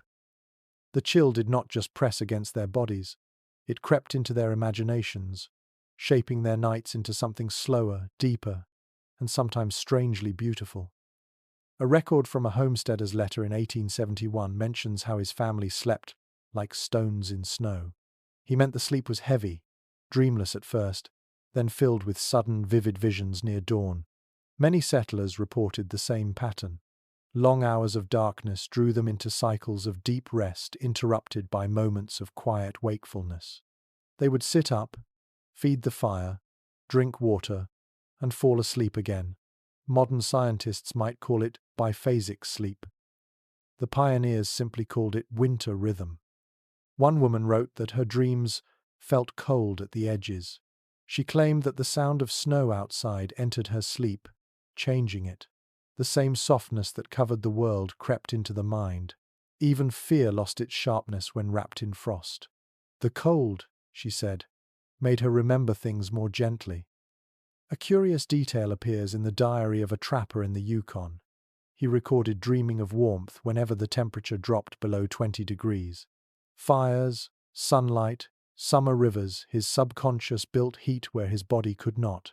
When he awoke, the dream stayed vivid enough to comfort him. He began to see sleep itself as part of his survival, a small trick of the mind to keep spirit and body aligned. Researchers studying early frontier health suggest that cold sleep affected breathing and metabolism in measurable ways. The slower heart rate, the deep, rhythmic breath, these mirrored meditation. Many pioneers woke calmer, clearer, and more attuned to sound. They could hear the world before dawn, the soft shift of snow on roofs or the faint call of an owl miles away. There was superstition, too. People said dreams that came during a deep freeze carried messages from ancestors. Some families made a ritual of sharing those dreams at breakfast. One father claimed his late brother appeared every time the temperature fell below zero, warning him when a blizzard approached. Whether coincidence or instinct, his predictions saved lives more than once. An overlooked note from a New England schoolteacher's journal tells of her boarding students waking in the night and whispering to each other by the dim firelight. She called it the hour of frost talking. They would share stories, sometimes sing before drifting back to sleep. It sounds like restlessness, but it was something gentler, an ancient rhythm we've forgotten, shaped by darkness and the hum of wood settling. Some nights, dreams were not peaceful. Letters from Arctic explorers describe the mirror sleep, where they saw their own faces in frost-covered windows during dreams and awoke believing they'd seen ghosts. These hallucinations were born of exhaustion, hunger, and endless cold. Yet even those visions became part of folklore, teaching people to respect the line between body and spirit that winter often blurred. A curious practice from Russia's northern settlements involved sleeping with a candle burning low beside the bed. The flicker gave a sense of companionship and also kept frost from forming on faces during extreme cold. People believed that firelight warded off bad dreams. The steady rhythm of the flame mirrored the rhythm of breath, guiding them into gentler sleep. Modern psychologists might explain these patterns through hormones, melatonin, and lack of daylight. But the pioneers didn't care for theories. They knew what worked. Sleep came slower in the cold, but it ran deeper, cleaner. The body healed. The mind reset. You could feel the simplicity of it even now, if you imagine lying under heavy quilts, the world outside silent and absolute. One less documented tradition tells of dream keeping. Families would store stories from their dreams like they stored preserves in jars. Each morning, someone would recount their night's vision, and another would write it down in a small notebook. Those books became family treasures, half memory, half prophecy. You can see the scene: a mother sitting near the hearth, steam rising from a cup of chicory, children huddled under blankets, all listening as their father recounts a dream about summer grass or lost friends returning. The cold made such moments sacred. Dream and waking blurred into one long conversation with the world. Historians today wonder whether the pioneers' profound relationship with sleep came from hardship or harmony. Perhaps both. They worked in daylight and rested when darkness insisted. They surrendered to the earth's rhythm rather than resisting it. Their nights were long, but they were not lonely. The crackle of embers, the sigh of wind, the slow breathing of loved ones nearby all became part of the same vast lullaby. You turn over in that imagined bed, feeling the quilt's weight and the cold air on your face. Sleep settles over you like snow, layer upon layer, until even thought slows. In that stillness, you realize what the pioneers learned long ago. The cold does not steal rest. It deepens it, wrapping each dream in quiet so complete that waking feels like stepping back into a smaller world. The cold morning feels like polished glass, sharp and clear. Far away, the surface of a frozen pond flashes with sunlight, and you can almost hear the faint crack of ice shifting under its own weight.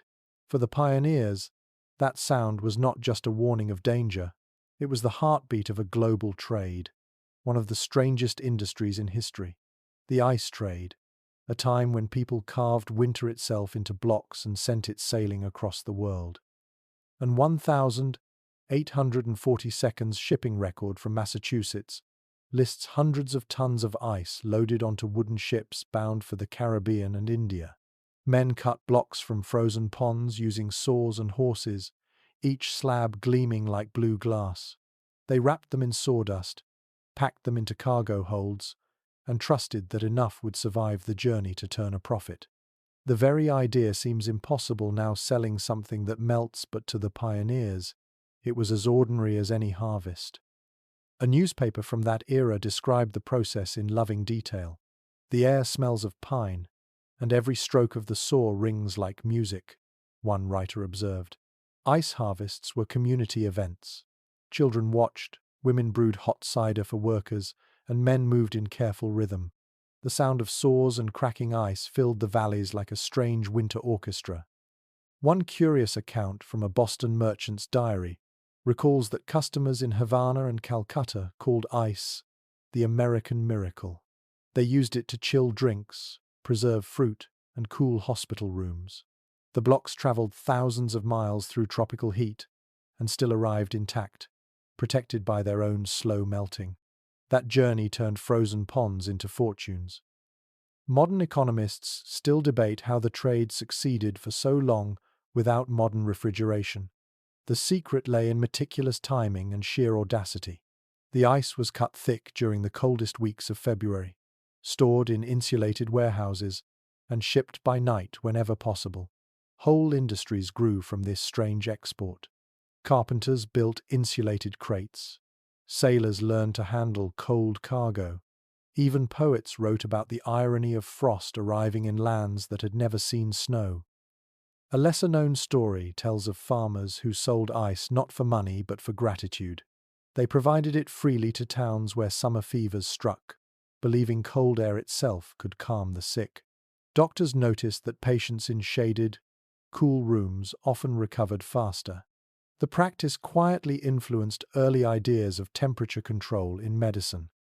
One remarkable letter from a young woman in Calcutta in 1853 describes holding a cube of ice in her hand for the first time. "It burns, and yet I cannot let go," she wrote. The sensation of cold became a symbol of luxury and science combined. For her, that melting fragment carried the touch of another continent. Back in the pioneer settlements, the leftover shards of ice harvests were precious.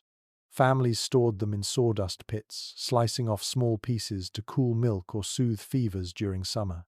Those same pits became meeting places in the heat of July, where neighbors gathered just to feel a hint of winter air. The scent of damp wood and melting frost lingered like memory. Historians who study this trade point out that it linked distant lives in intimate ways. The same pond that mirrored a farmer's breath in January might, 6 months later, cool a stranger's drink in Bombay.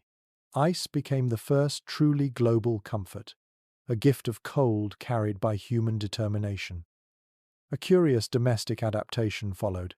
Ice boxes, small wooden chests lined with tin and filled with blocks from the harvest. For the first time, ordinary people could store milk, butter, and meat without fear of spoilage. Kitchens changed. Recipes changed. Even the rhythm of daily meals shifted. What began as frozen pond water ended up reshaping how civilization ate. Of course, the work was brutal. Men fell through ice, lost limbs, and sometimes their lives. One old laborer described his job as working with ghosts, because every reflection on the ice showed the face of a man already half in danger. Yet the pride was immense. They were harnessing a force few dared to touch. An overlooked report from a Maine warehouse notes that by midsummer, melted ice created its own strange sound, a slow drip echoing through dark wooden corridors. Workers called it the weeping of winter. The phrase captures both melancholy and wonder, a sense that something ephemeral had been captured, if only for a while. Imagine standing on the edge of that pond now, watching men in heavy coats drag shining slabs onto sleds. Their breath forms clouds, their boots thump in rhythm, the horses snort and steam. The world feels vast and quiet, except for the sound of ice breaking and laughter carried across the frozen air. The pioneers did not think of themselves as part of global commerce. They were simply keeping busy, turning necessity into livelihood. But what they built was extraordinary, a bridge between seasons, between nations, between warmth and cold. When night comes, the last of the ice glimmers faintly under moonlight. You picture it beginning its long voyage, silent in the hold of a ship, bound for a place where no frost will ever fall. And in that image, you sense what the pioneers knew so well. Even the cold can travel, carrying a piece of one world into another, teaching faraway people to marvel at the simple miracle of touch made cold by the hands of strangers. The fire has burned low, and the night feels intimate. You sit close to the faint glow, wrapped in a blanket that smells faintly of smoke and lanolin. Outside, the cold presses hard against the walls, but inside, there is a different kind of warmth. The pioneers called it heart heat, the quiet glow that came not from firewood, but from company. In those long winters, when snow turned roads into silence and light faded by mid-afternoon, the human need for closeness became the most reliable source of warmth. A diary from a young woman in Wisconsin in 1852 describes the small rituals of affection that kept her family alive through the dark season. "We share blankets, as we share prayers," she wrote. "If we sit together, the room stays kind." That phrase captures a truth modern life forgets. Warmth multiplies when it is shared. Researchers studying family life in the 19th century have found that cold weather shaped domestic relationships more than any other factor. Space was scarce, and privacy almost impossible. Families slept side by side, ate elbow to elbow, and learned to read each other's silences. Frustration flared quickly, but so did tenderness. Many letters from that time mention how winter softened even the hardest personalities. People forgave more easily when the night outside howled.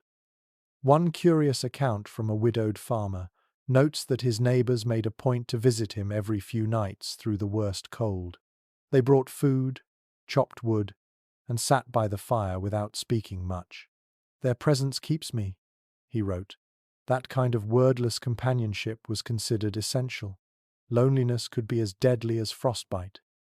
In many settlements, friendship was built through literal heat. Neighbors shared hearths, gathered in one cabin when storms grew severe, and took turns tending each other's fires. A good host was praised for the steadiness of his chimney smoke, a sign that others could depend on his flame if theirs failed. In such a world, kindness was measured in degrees. There was also a quiet intimacy between couples shaped by necessity. One letter from a frontier wife in Iowa describes lying awake in the dark, her husband's hand resting on her back to keep both warm. "We do not speak," she wrote, "for even words take breath we should keep." Their love was simple and bodily, an act of shared endurance. A lesser-known custom from Scandinavian settlers tells of sleeping in heat trains. Whole families arranged themselves head to toe beneath long quilts, each body a link in a living chain of warmth. Children in the middle, elders at the edges, everyone breathing in rhythm. It sounds uncomfortable to modern ears, yet to them, it was comfort itself. Historians who study these customs note that emotional connection became a tool for survival. Quarrels paused in winter because cooperation mattered more than pride. Small gestures, passing a cup of broth, tucking a blanket over another's shoulders, were ways of saying, "I choose your life over my irritation." Survival refined affection into something practical and sacred. A curious footnote in a missionary's diary mentions warming feasts, gatherings where families shared hot food simply to lift each other's spirits. The menu was modest: bread, boiled potatoes, perhaps a stew, but laughter counted as nourishment too. "Joy cooks faster than fire," he wrote, half in jest, half in awe. In the coldest regions, even animals joined the circle. Dogs slept near the hearth, cats burrowed under quilts, and chickens sometimes huddled in corners of the house. The boundaries between species softened. Every warm body was a blessing. Children learned early to be gentle because warmth depended on harmony. Modern psychologists might call it emotional resilience. The pioneers didn't name it at all. They simply practiced it, weaving compassion into the fabric of survival. When one person fell ill, others filled the gap without complaint. When grief came, they sat in silence until the storm inside matched the one outside, both eventually quieting together. You can almost see it now. A family gathered close as the wind moans beyond the door, faces lit by firelight, hands clasped without ceremony. There are no grand speeches, no promises, just presence. The kind of love that doesn't need to be said because it's felt in every shared breath. An overlooked letter from a prairie schoolteacher ends with a line that feels timeless. "Our houses are cold," she wrote, "but our hearts learn the pattern of flame." She was right. The pioneers built their warmth out of proximity. not perfection. They learned that to keep each other close was to keep the night from winning. You sit there in your imagination, surrounded by that steady warmth of human closeness. The air hums softly with the sound of breathing, the rustle of blankets, the small sigh of contentment. Outside, the cold prowls like a patient animal, waiting. Inside, love holds steady, invisible yet powerful, glowing from skin and voice and shared heartbeat. The pioneers called it the kindest fire of all. The wind outside has changed. It no longer sounds like a living thing, but like memory itself moving across the land. You sit at the edge of the light, listening to the house breathe, and it hits you that something precious has gone quiet in modern life. The pioneers once carried a kind of cold literacy, a fluent awareness of air, frost, and silence. They could read the world through touch and sound. Somewhere along the way, that language faded. In a notebook written by a Vermont farmer in 1889, there is a short line that feels almost prophetic. When we stop hearing the frost, we will stop knowing when to listen. He could not have guessed how right he was. For the pioneers, the ability to feel weather in the bones, to sense the hour by the smell of the air, was not superstition. It was education taught by necessity. Today, that sensitivity would be called primitive. Yet it was a sophistication of its own kind. People recognized 50 shades of cold: air that pinched, air that hummed, air that lay heavy like wool. They knew the difference between a still night before snow and a silence born from deep freeze. The world spoke constantly to them, and they answered by tending, mending, and respecting. One curious entry from a Midwestern homesteader's diary recalls teaching her children how to hear frost grow. She told them to sit quietly at dawn, to listen for the faint ticking sound on the window pane as ice crystals spread. "The sound means you have one more hour before the sun wakes," she wrote. It was not science, but it was true. Anyone who has lived near deep cold knows the small, crystalline creak of expanding frost. A scholar of environmental history once noted that pioneers measured wealth not in goods, but in readiness. The more someone could interpret the weather, the safer their household. A well-stocked firewood pile mattered less than knowing when to add to it. That balance of observation and humility was the invisible architecture of survival. A curious household trick mentioned in several letters was the listening nail. Families drove a single long nail into the cabin wall and used it as a crude thermometer. On nights when frost deepened, the wood around the nail contracted, creating a faint, ringing sound. If the nail sang early, they added wood to the fire. If it stayed silent, they slept. The walls themselves became instruments. Modern life has made that awareness obsolete. Machines now do the listening for us. We depend on sensors and forecasts, forgetting that once the human body itself was an instrument of perception. The pioneers knew when to seal doors by watching candle flames, when to open windows by how fast bread rose. They felt change through fingertips and breath. Historians who study sensory culture argue that this knowledge was not lost suddenly but eroded slowly, replaced by comfort. When light became electric and heat constant, there was no need to listen to the world anymore. But comfort carries a cost. We forget that stillness can teach.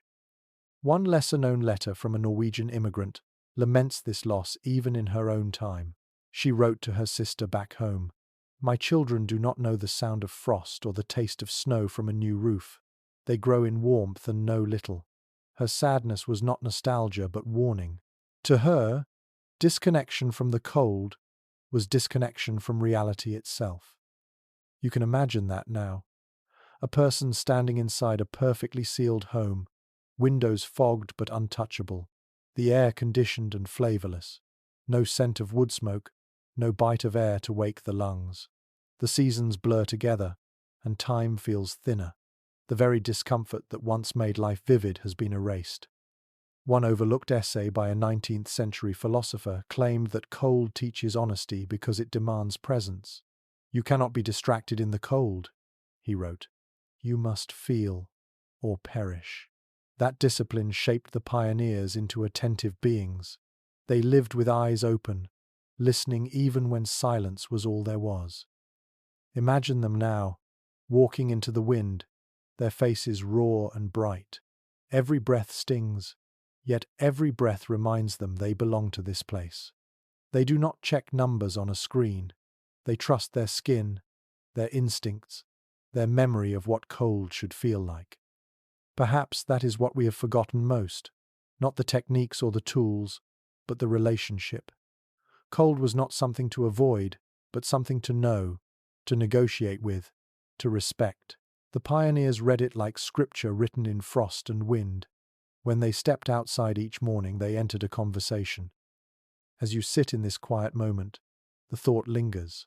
Maybe progress has made life warmer, but in the process, it has made it smaller. The pioneers would shake their heads at how much we fear discomfort. They would remind us that to feel cold is to feel alive, and that the air still speaks if we would only remember how to listen. Morning breaks slowly, grey before gold, the kind of light that feels soft against the snow. The fire has gone to embers, glowing faintly in the hearth. You stretch, your breath visible in the air, and for a moment, the world seems to hold its own breath with you. The pioneers would have recognized this stillness. It was the quiet hour when everything stood between endings and beginnings, when frost glimmered like memory and warmth waited to be rebuilt. One entry from an 1880 seconds family diary calls this hour the promised time. The writer describes watching the first sun hit the ice on the river, turning it into glass. "The cold forgives the night," she wrote, "and the day forgives the cold." That gentle acceptance sums up the wisdom that generations once carried. That cold was not an enemy, only a test. A little-known farm manual from that century lists rules for surviving winter that read almost like poetry.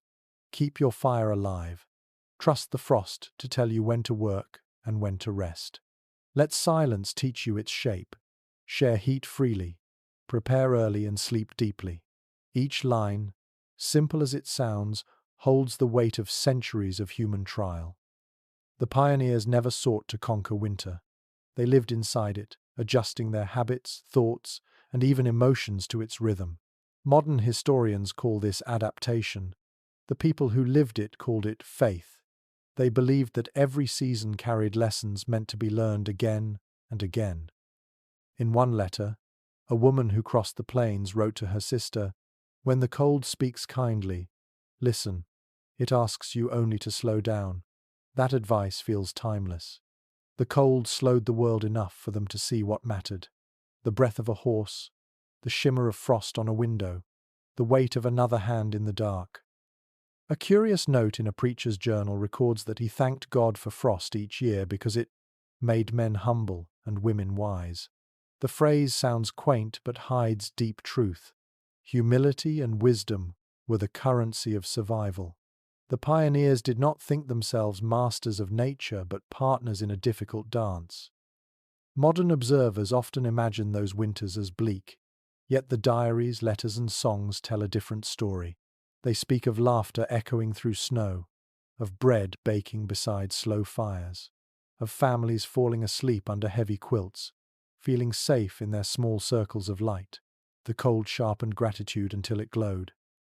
You imagine now that same gratitude filling a cabin. A woman pours coffee made from roasted barley, its aroma thick and comforting. A man checks the roof for ice. A child rubs frost off the window with her mitten, tracing the sunrise in the glass. Their world is small, but it is whole. Every detail has purpose. An overlooked note from a Norwegian homesteader says, "Cold keeps us honest. It gives back what we give it."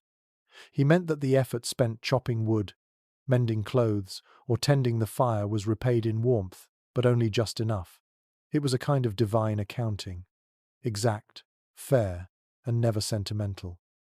Historians today argue over whether modern humanity could ever relearn that patience. Perhaps we could, but it would require a quieter heart. The pioneers lived in a slow tempo, where every choice how to light a fire, how to store apples, when to trust the snow was made with care. We live quickly, mistaking speed for safety. Yet cold has not changed. It waits, patient as ever, ready to teach anyone willing to listen again. You stand at that imagined doorway, frost shimmering around the frame, and look out. The horizon is white and endless.